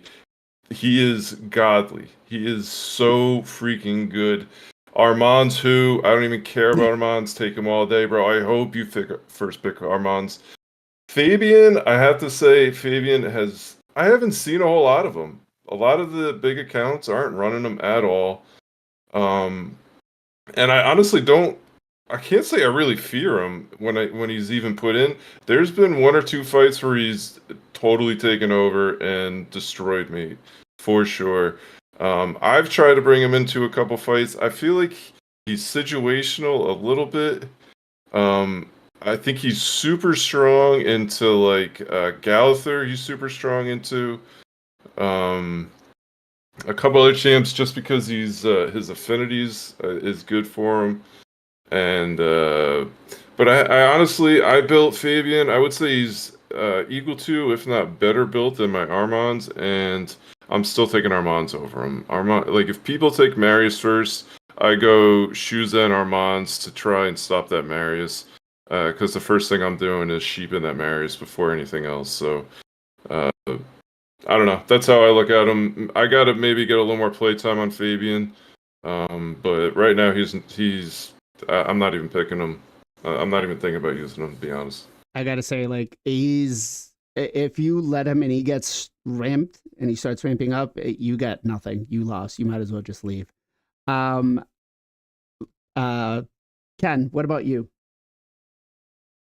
I mean, I agree pretty much to everything Gestal said. Like, I also like Marius Club. If he's on my enemy, like, I'm gonna be lots of a problem, because not only he's like hitting really hard, but he also brings the increased accuracy champion, right? Like, I have a resistance, I can handle some bomb champion, right? But if they bring 2 increased accuracy champion and the bomb, then I'm gonna have some problem. And 2 bomb actually, like 1 bomb I can ban it. So yeah, I don't want to give them this opportunity. That's why I'm picking the Marius.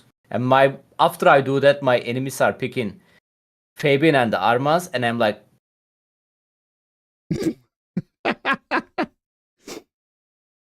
I'm just thinking good stuff about them, you know. That's where I get into. And I'm thinking the people, developer team, who designed this champion as well at the same time. Yeah, garlic cheaters. So then I try my best, man. But sometimes I handle, sometimes I don't. Oh, by the way, I forget the best part. Fabian, Armans, Odin.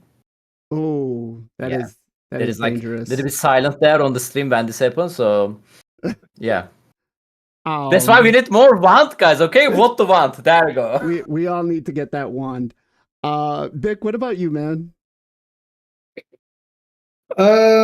So I don't have a Armand, so he's out of the option for me. I recently got a horse, and I don't have gear for him because I'm on a new account and I just cannot afford to put my gear on him. Having said that, I have picked a naked horse into Live Arena, and I have won multiple, if not, I think I have a 100% win rate with my naked Marius. That's how OP he is. He doesn't need gear. Just the fact that you have him on the battlefield, because people have been so traumatized by this thing, he will like win you games. If your opponent bans him, great. They just banned a champion that had no gear on him. If they don't ban him, then you know what? I don't care. Somehow I still manage to win.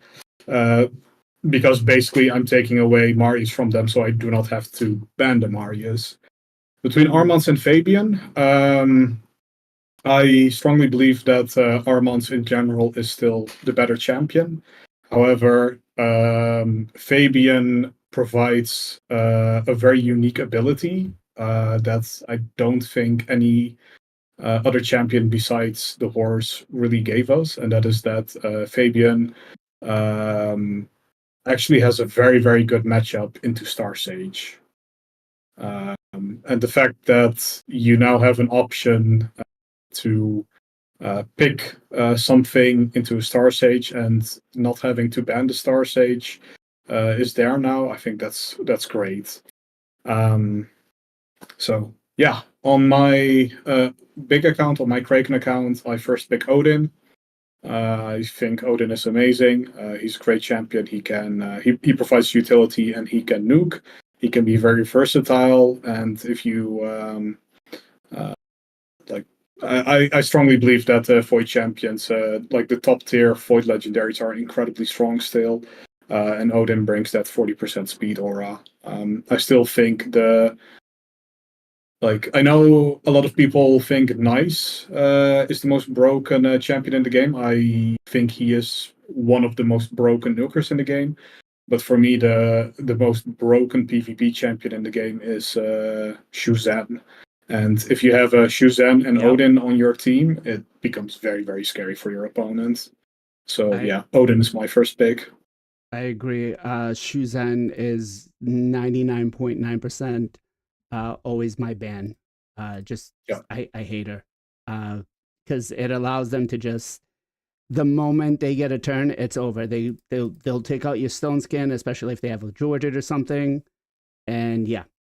That's it. Shuzhen gives you the option to manipulate the turn order. So basically, all your champions are always in a speed tune that you want them to be to deal with whatever situation is thrown at you, and this gives you so much power in a turn-based game. I'm surprised here my Ancora only did 1 damage. That's kind of weak. I gotta get some crit rate on her. That said, let's just quickly on the MMR basis for the season, right? What would be the suggestion that you guys give to Plarium about the next arena season on how to make it better? Let's go to PJ first. I would say they need to try to add in the win percentage for what matters, not just the overall points. I think 1%, like that would stop just. I mean, I guess they. It's tough because obviously Plarium wants people to spend gems and to spend money, but as far as like the player side and competitiveness, it'd be nice if it wasn't just strictly off of how many fights you got. If it was off of like a combination of something. But yeah, I think as well as they should have a combination of the MMR or the ELO should be between the seasonal and your overall ranking. Because in the beginning of the seasons, it's just really tough for a lot of players because you're facing those accounts that are way higher level than you. Again, if you wait a few days, then they're going to push up and you can start pushing, but it's kind of annoying to do that. So I would say try the win-loss +9 -3 could be looked at, but yeah, I think just off of the seasonal, they could add some other type of factors into it, I think. Okay. Bob, no, live arena is the best content in the game, Bob. Let's face it. Let's go to Gestel next. What do you think? A couple things. I feel like they definitely. I don't know why they went to 9-3 on the win-loss point scale. I think the 5-4 made for a much better representation of like kind of where you're at. I think they should go back to that. I don't know. I'd like to hear the rationale. Nobody would ever get the points at 50% win rate. At 50%, you would, get 5 Well, that would points. mean your win rate means something then, though. Not everyone's at. I'm at 60. I'm at 60, and I fight the big boys all day. The people with the rewards, so I think that's why they did it. Okay. Well, I guess. I mean, yeah, maybe it was to help the lower, like to people that don't play it as much or whatever. But I don't know. I guess I'd like to hear the reason, but I don't know. I just think it breeds playing it too much, and I guess that's where my second point is. Maybe they cap the amount of fights per day towards the season, or I don't know, something like that. Could be an option. But I don't know, maybe bring in something to I don't know, like some sort of variable to the seasons. Like epic champs get some sort of boost or something that could make it a little more fun. Each season bring like just a little something else that might spice it up a bit. I think that could make it more interesting. I don't know, whatever. I'm happy with it. If they don't change a thing, I'll be happy with it. Like I'll obviously keep playing, but there's I think there's a little fine tuning, and hopefully they'll hopefully some smarter guys than I will be able to get it implemented. But we'll see. Even though I lost here, getting all 3 of those guys sheeped was hilarious. uh, Ken, take it off. I mean, are you guys happy to see like only 2 people fighting for the number 1? Like, No. don't you guys want like a little bit more competitive? Don't you guys want like driver get out of the way and the player itself play the game? Yep. Don't you guys want a limitation on the live arena, the amount of the refill you can purchase? That will be nice, I think, right?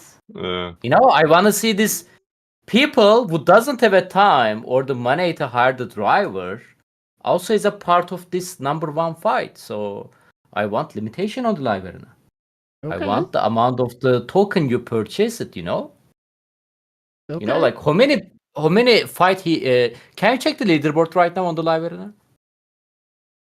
For me? 5,000. 5,000. Look at the number 3. Look at the number 3. That's almost double. Let's say he has Yeah. 100% win rate, number 3. Do you think he have a chance? No. Is that make him bad player? No. No. Nope. It just make him less time to play in the game. That's all. That's not fair, man. That's not fair. No. Like, I'm not gonna be number 1 guy, by the way. I'm not talking about myself. I'm talking about you guys, you know. Maybe you guys going to have a chance top 10, top 100, you know. Maybe I will have a chance to top 100, but yeah. That's biggest problem in my opinion. So I'm not saying like reward is worth it. It's all about the ego, but there you go. I Okay. want more fair fight. Like, I don't know, maybe you can do maximum 50 fight a day. Maybe, I don't know. Like, 55. just throw in the number right now. so. Maybe just a certain amount of fights count towards your arena season. I think that would be a better implementation. Yeah. Pick, what about you? What about me? Oh, well, yeah, I fully agree with Ken. I think it's silly that this is basically just a showing of who can throw the most amount of gems in a season and afford the most amount of people piloting your account. Having said that, yeah, I don't understand why they don't have an elo system. I mean, I do understand it. They don't want it. They want this to be the whale farming spot where whales get to basically just spend their gems and be like, oh my god, I am the biggest whale, or I am a top 100 whale, or whatever. Having said that, in a perfect world where you really want true competition, this should be an elo system. Then the matchmaking is based on elo. If they beat up a guppy, then instead of getting like the standard amount of points that they are always standardly getting for a win, then they are basically getting 0 points, and eventually people will catch up to them and you will get more people in a certain elo range, and you don't get these like ridiculously inflated, bloated numbers because people are spending more and more gems. I think that's the solution. I don't think Plarium is going to add that because I think Plarium is like, oh my god, look at these metrics. We are making so much money. The player activity is so incredibly high for Live Arena. This is a great success. So yeah, sadly there's a conflict of interest here between most likely Plarium's metrics and what would be a proper, justified, competitive system. Okay. Jay, what about yourself? Yeah, I think this kind of goes back to what we were originally talking on a different episode. There should be mini special things in the game as well for certain players that just can't compete. Not saying that they shouldn't try hard, right? I've always tell people to get Lydia, push to Nightmare Hydra, Chimera, things like that. But what about players who don't have, like, let's say they don't only have like 2 Void Legendaries, right? How are they going to compete when people are literally in silver and they have full mythicals? Because they're able to come into the game and spend a little bit. I would say, like, yeah, why not? I would be totally down to try out different things. You know, we never had it. We never did it in Classic Arena, right? It wasn't a thing unless it was like part of a certain event. You notice they've been doing it in dungeons, right? Use only certain epics from this faction, or special types of things. Why not bring that to Live Arena? Or right, like if you're not going to do only rares or only epics and you get an extra bonus for that, then why not just make a sub mode for that specifically? Like you have a Live Arena Season 1 this, and then you have Live Arena only epics or something like that. That way you can give other people who can't even compete another option, right? I Now, have of course, your answer for that, Jay. I have your answer for Yeah. that. Ready? Ready? Their server won't handle it. oh boy. Well, I'd hope a $650 million company that's not going to be in better hands will take the better approach, and I hope that they do in the future. Actually, that is true. I believe now Q2 has started, so we are now officially owned by MTG, if I'm not mistaken, right? Correct. Let's go to Zero next. What would you like to Yeah. see or suggest? Yeah, so I think Bick hit the nail on the head on this one. It's 100% a conflict of interest. They built this to be a, like I said earlier, a slot machine. It's all about the gems and how much people are making. Plus, because they gave us enough of a bone in there. Again, like I said, if it's 50%, you're still looking at spending 10 gems a day to get the final reward if you're going to push that far. So they're basically having people log in and do it and play the game mode every single day, kind of getting forced on us. And of course, you got those people at the top. If they really are spending 3,000 gems, how much does 3,000 gems equate in US dollars, right? Well, it's kind of hard to say because you don't really get the gem pack anymore. So Right. they- But my point is, they're not. Yeah, they have to spend it that way, right? They have to they're buy probably it straight out. getting right? it out of here, yeah. So you're talking That's like 100 bucks a day. $100 a day just to Yeah. keep it going. Yeah. So, I mean, yeah, exactly. So they're making, how long is the season? 3 weeks. 4 weeks and then 2 weeks off. Yeah. So they just made how much for all those top people, right? So anyway, long story short is, I don't think they're going to change it at all. In a perfect world, I don't think limitations will be the thing. I think the best of both worlds is to try to develop some sort of elo thing. I think it was Vic that said this earlier today too. Like if Ken is at 1,000 elo and he's fighting against the top person who's at 30,000 elo and he beats them, and that person goes from 30,000 to 50,000, that'll prevent them from playing as much if they take that one loss. Where they got an 87% win rate, so those 13% losses, if that hurts them more, and catapults Ken way up to the top, I think that would be the best solution there. I don't think they'll do that because they just want that to. Yeah, I don't know. Bob's giving me a hard time. What's he saying? Bob's giving everybody a hard time. Bob does not like Live Arena, and every so often I go into Discord and I'm like, Bob, the two best game modes in Raid Shadow Legends is Live Arena and Hydra. You know you love them. I know it. I know it. You just don't want to admit it. If he doesn't like it, just don't do it. I didn't do Live Arena for 5 months. I didn't get the energy, and I didn't give a crap. Just don't do it. You don't have to. He's just trolling us right now. He's having a little bit of fun. He's trying to get the chat going. That's all. I want to make a suggestion here, if I'm allowed. Go ahead. Because at the moment there's this massive widespread opinion that's totally different between the communities. Within the community, right? Like some people are like, "Oh, Live Arena is the best game mode." Other people are like, "Live Arena is the bane of my existence." I think Plarium has their work cut out for them to make Live Arena truly the best game mode in the game.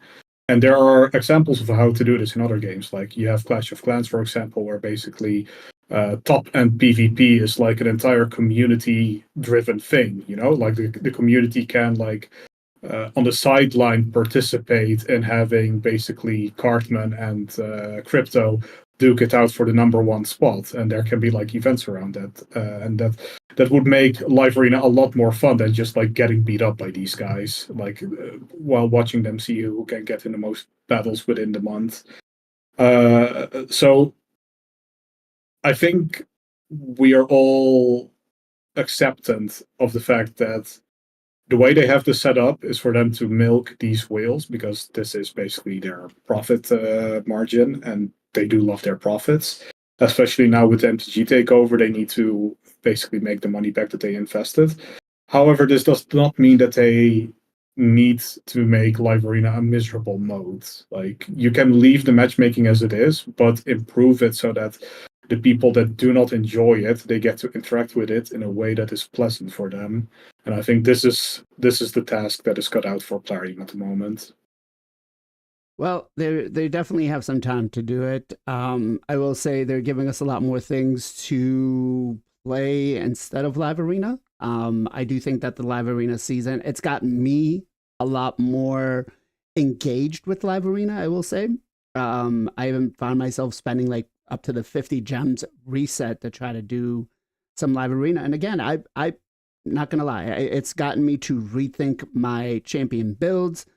And just that I actually enjoyed it and have fun. We'll leave it at that. To be honest. That said, I do want to get your quick opinion on the fusion. Now, we've seen the multipliers. We haven't seen the multipliers, but Scratch, I think, did a pretty decent video at showcasing how good this guy is. I'm not going to break down his skill kit because I honestly, I don't think he's worth spending a lot of time on, but just in a couple of seconds, are you going for the fusion? And if so, why? Let's go to Ken. I didn't see any showcase video yet. I don't know his multiplier. I don't know his hitting art or what. Let's put it this way. I'm not going. Allah's, he hits about the same as Allah's does in Hydra, and it's not a lot. Really? Yeah. Thor's better. Yeah, Thor's better. Wow.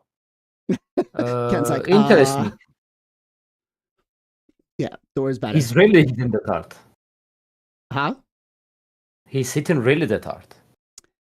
Thor is better. He's not hitting better than Thor.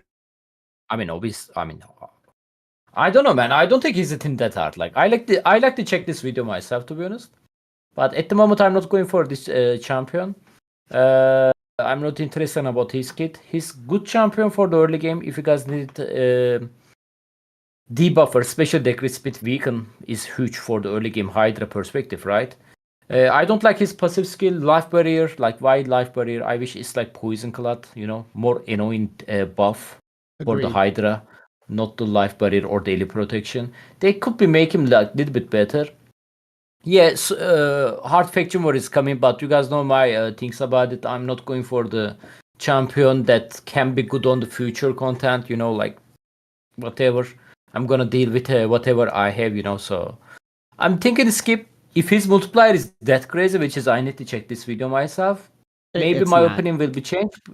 It's not? He does not hit as hard. He's basically almost on the scale of a Laz without getting an extensive damage boost. Like it's like, again, Thor on a mid game build is probably going to hit better than this guy. Thor has a decrease speed as well. Obviously, he have a weaken as well, but yeah. By the way, Alaz, you talking about Alaz like he's like arena Alaz or Hydra Alaz you talking? Hydra. Alaz hitting really hard on the arena. Arena, yes. Hydra, no. I'm comparing it because when I showcased him in my video, I showcased what he could do in Hydra just as a multiplier for the damage, and it's not crazy. So yeah, actually, fun story. Whenever I released this champion skill kit on the stream on my viewer, they will start asking his A2 or the A3 must be NM max HP. Otherwise, he's very bad. But I'm sorry, guys, he's not NM max HP. We got confirmation on the Plarium. Yeah, it's not great. Gestel, what about you? I'm not 100% decided yet. I'm probably skipping on both accounts. I feel like it's maybe just a good time to kind of refresh. I have like no gems on my main or no shards on my main account, and or no gems as well. But and on the free to play, I'm actually pretty good on shards on the free to play. But I have so many legendaries on the account that I don't even have the resources to build. Like I don't feel like I just need to get this guy just to get this guy. And he's not. It doesn't sound like he's going to bring a whole lot to the table. For either of my accounts, so probably just gonna skip, unless something comes out in the next day or two, where he's a beast, and then I'll go for him. Okay, Bick, what about you? So on the main account, I'm doing it because it's a Kraken account. Like I don't really care about the resources. Need to do something in the game. On the baby account, I kind of need a decreased speed, but he looks so incredibly bad that I'm probably still gonna skip him, even though I need a decreased speed on that account. I just wish that they either made the A1 attack all enemies, or instead of having the weaken on the A3, give him the hex. Because this kit is such a mismatch of word slop that they really did a lot of mental gymnastics to basically land in the sewers or something. I have no clue what they were going for here. Okay. This easy skip. Fair point. Zero. Yeah, I think ever since the Alice event, they've been go, go, go, go with like pretty much must get people. Esmer, I was on the fence. I ended up going for her. So right now with Fabian in the game, the three things I look for is what's the A1 going to help us on this account? And then do I think this person is going to help us in hard mode faction war, since we don't know what that's going to look like yet? I can tell you on both of those answers, this is only Hydra only, especially the way the kit's built. And if this one does do damage, it's meant to do damage over time at the end of a 1,000-run fight with Hydra. And honestly, they broke Hydra when they did the Trunda nerf, and it's not even fun. And now they gave us instant battles, which I'm glad they did, because I'm happy to just skip it and move on. So yeah, this is an easy skip for me. And one thing to note, I also want to say is, as I'm in the middle of trying to attempt to do a live arena fight, I don't know what's happening. My game is glitching. We have the high mother mod. So the only thing I may have considered was to like maybe go earn some of the stuff with like my daily energy and daily stuff anyway, and go earn the fractions. But I think this is a hybrid one where you have to go get the fractions for the Void Champion. Epics.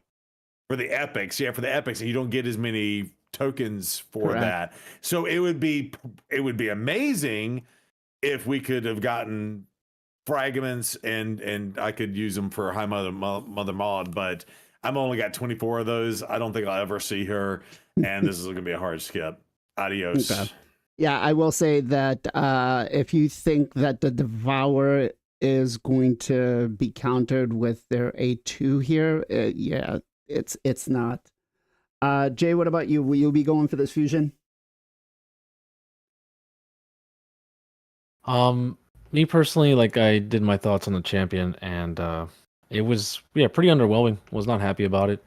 I kind of felt like weirded out. I'm like, why is this going to be an FFS, right? It just like Big said, like why is not the the A1 not an AOE? Like if you're trying to put AOE hex, it's supposed to be Hydra. You're trying to hex everyone, so you don't bring a Hydra champion. Then you can just do everything. You can bring the decreased speed and weaken 100%. himself. Right.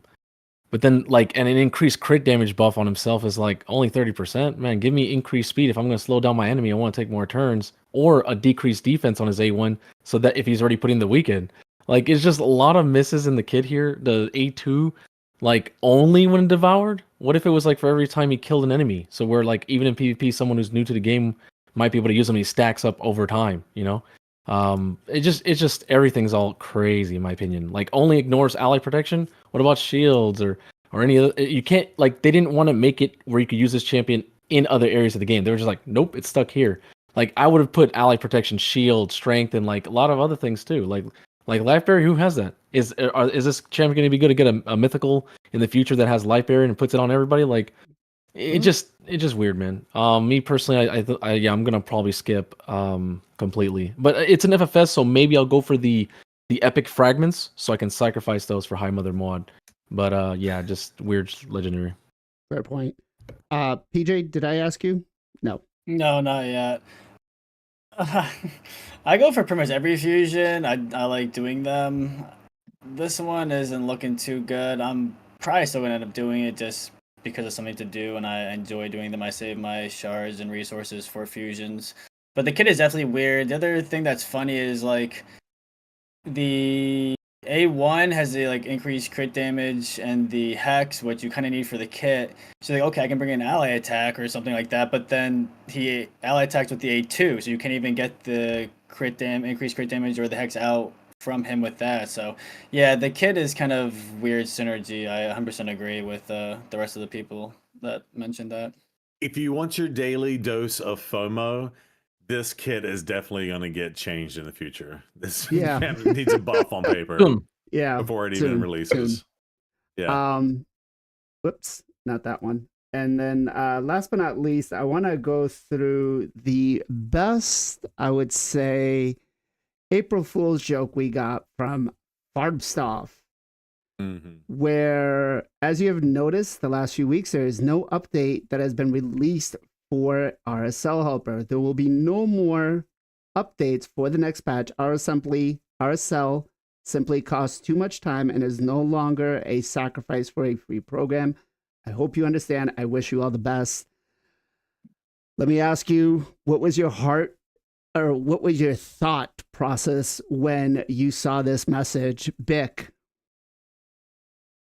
Nice April Fool's joke. That was my that was my initial thing. And I really enjoyed all the chaos and panic this made for the hardcore RSL helper people.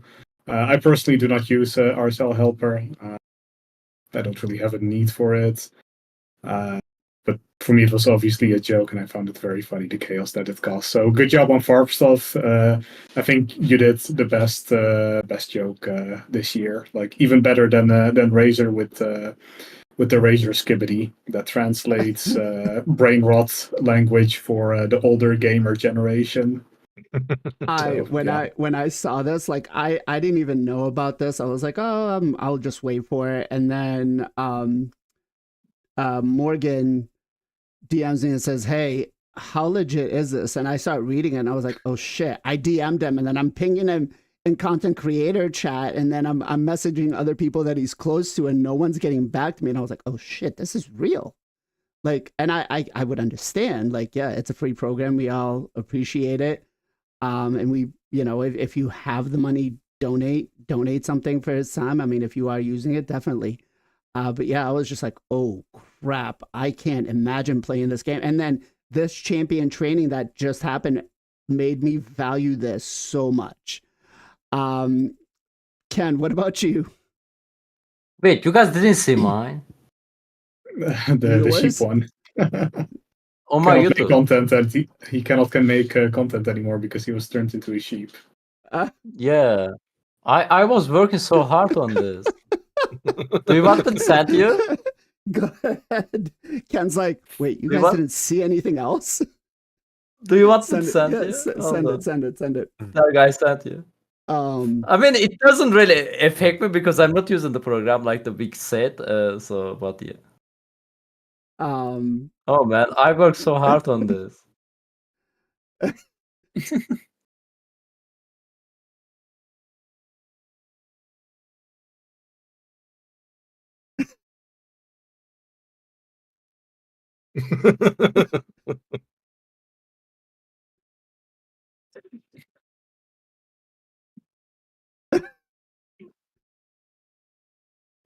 Imagine you getting ship in real life. So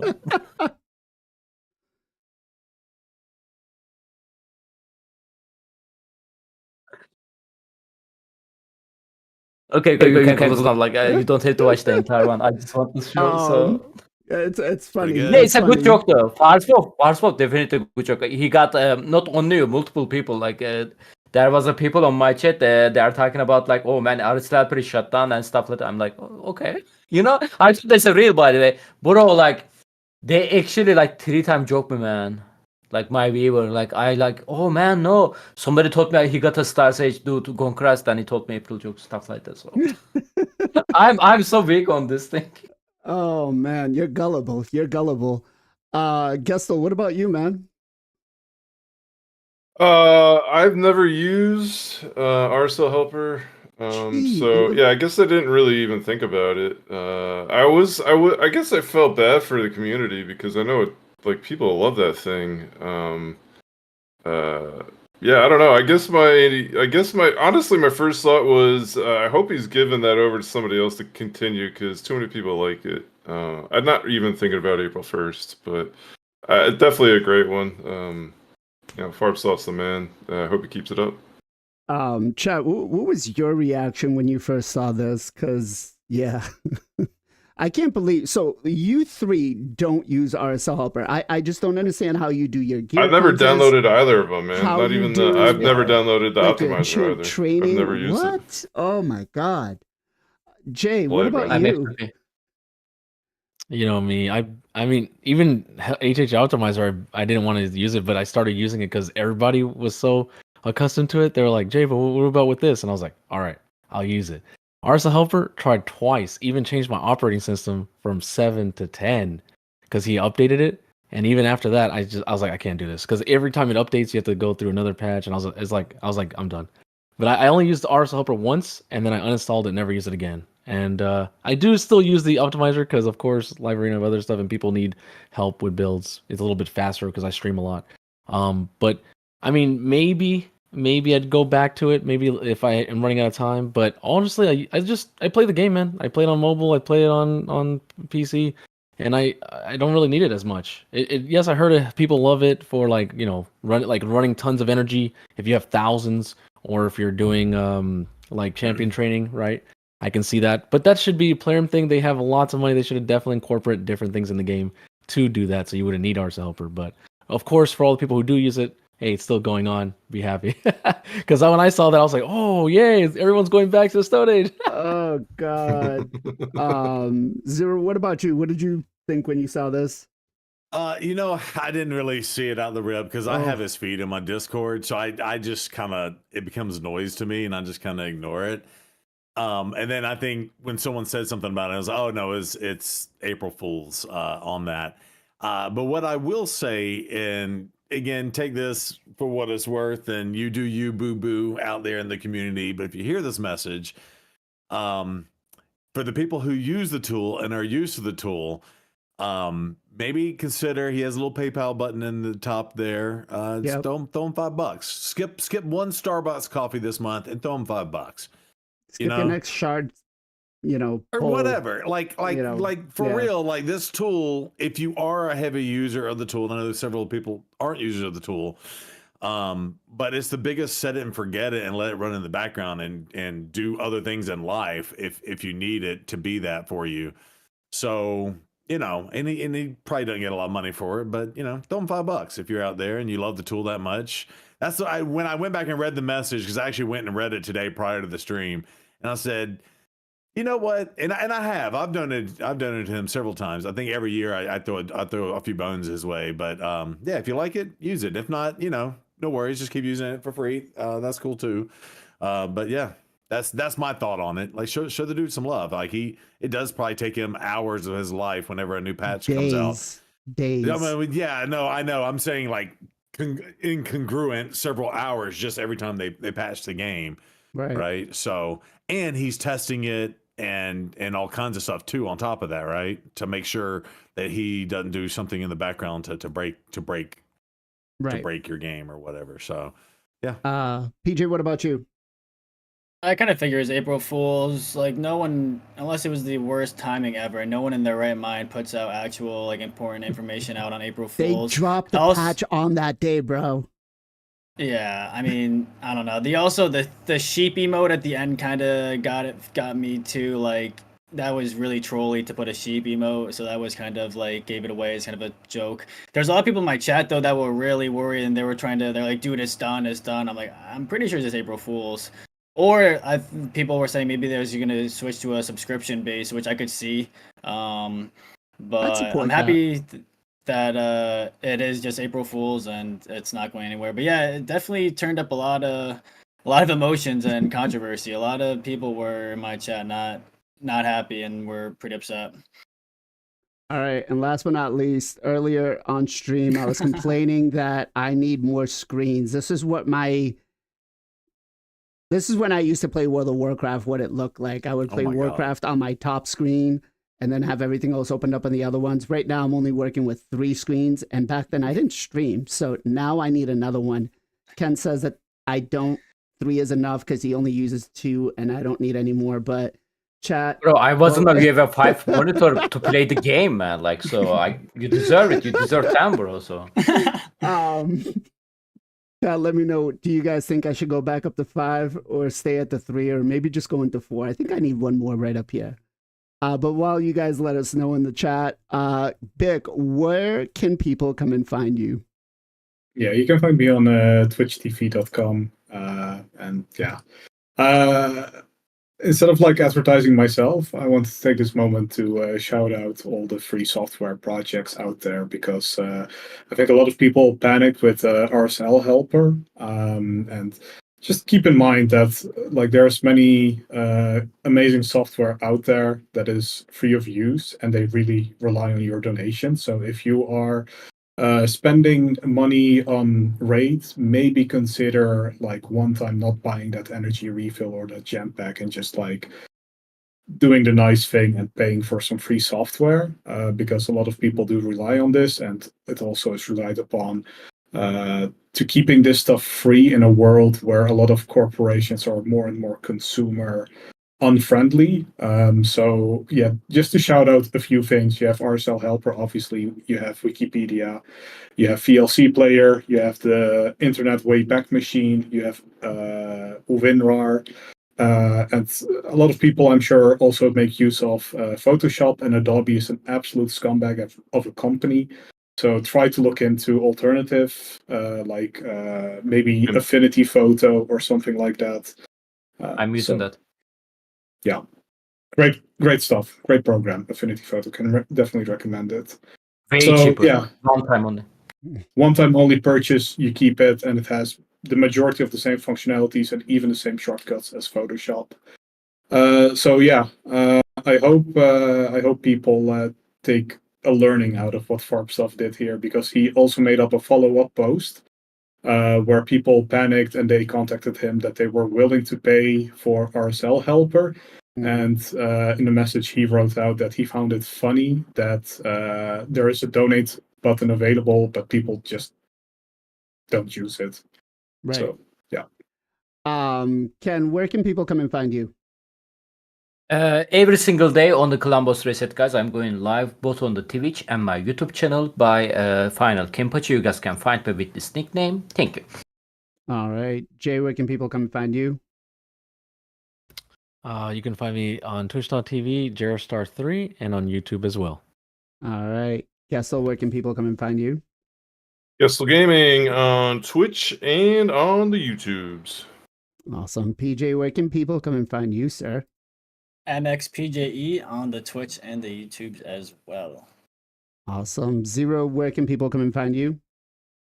Zero Brew, Twitch every Sunday, Tuesday, and Friday night, 8 p.m. Central Time, and also on the YouTubes and we are less than 200 away from the 1,000 subscriber mark, and we are about 800 views away from the 4,000 hours of watch time. So that's my next goal. If y'all can help me get there, that would be amazing. Thank you.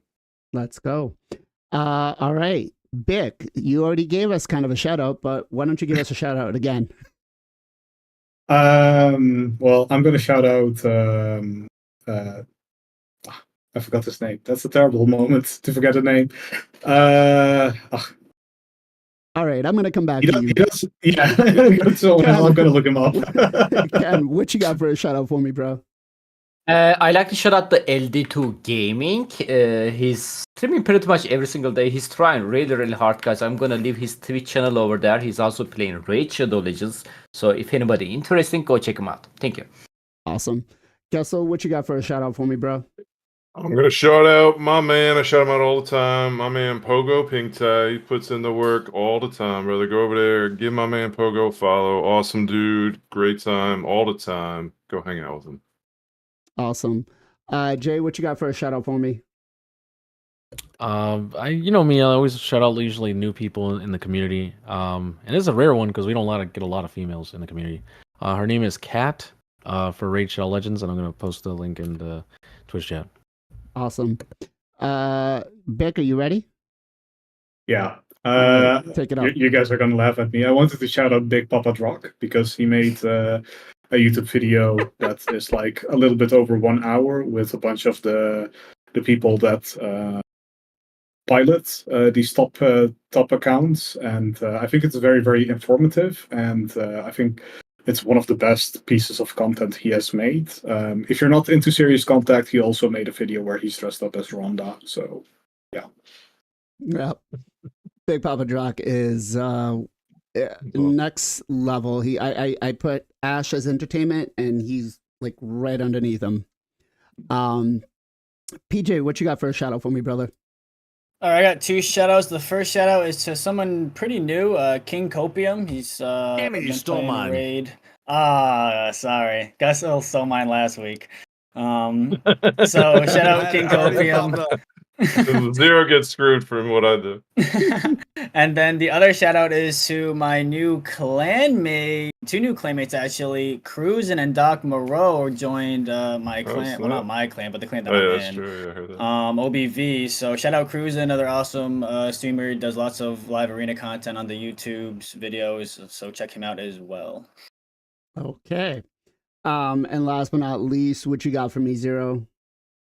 Yeah, so King Copium, we actually, I think PJ, you went over and played Marvel Rivals Friday night. So he looks like he's brand new to Raid 2 because he had under 50 followers, and 50 followers is what you need to get affiliate with Twitch.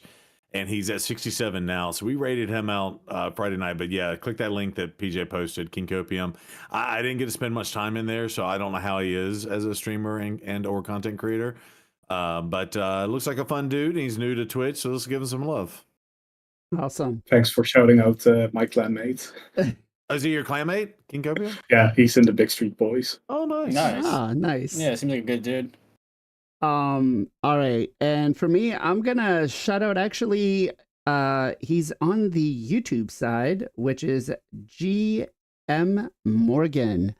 He was the one that actually brought the whole FarbSoft thing to me, and he also gave me a couple of accounts that I will start using to do more shard pull videos. So I know how much everyone loves my shard pull reactions. So make sure you guys thank him when you see him in chat, because hey, we're done, chasing those champions. So that said, let's go ahead and we're gonna go ahead and raid Mr. Grim Reaper TV over on Twitch, and when you guys go there, make sure you wish him a happy birthday. Show him a little bit of love there. Ask him how old he is, and we'll see you guys next week. We're gonna have a lot of things to talk about. There's gonna be new things, new champ coming into the game. I don't know how good he's gonna be, but we'll get everybody's perspective that week. As always, much love, much appreciation. Be safe, be well, be good to each other. We'll catch you guys next time.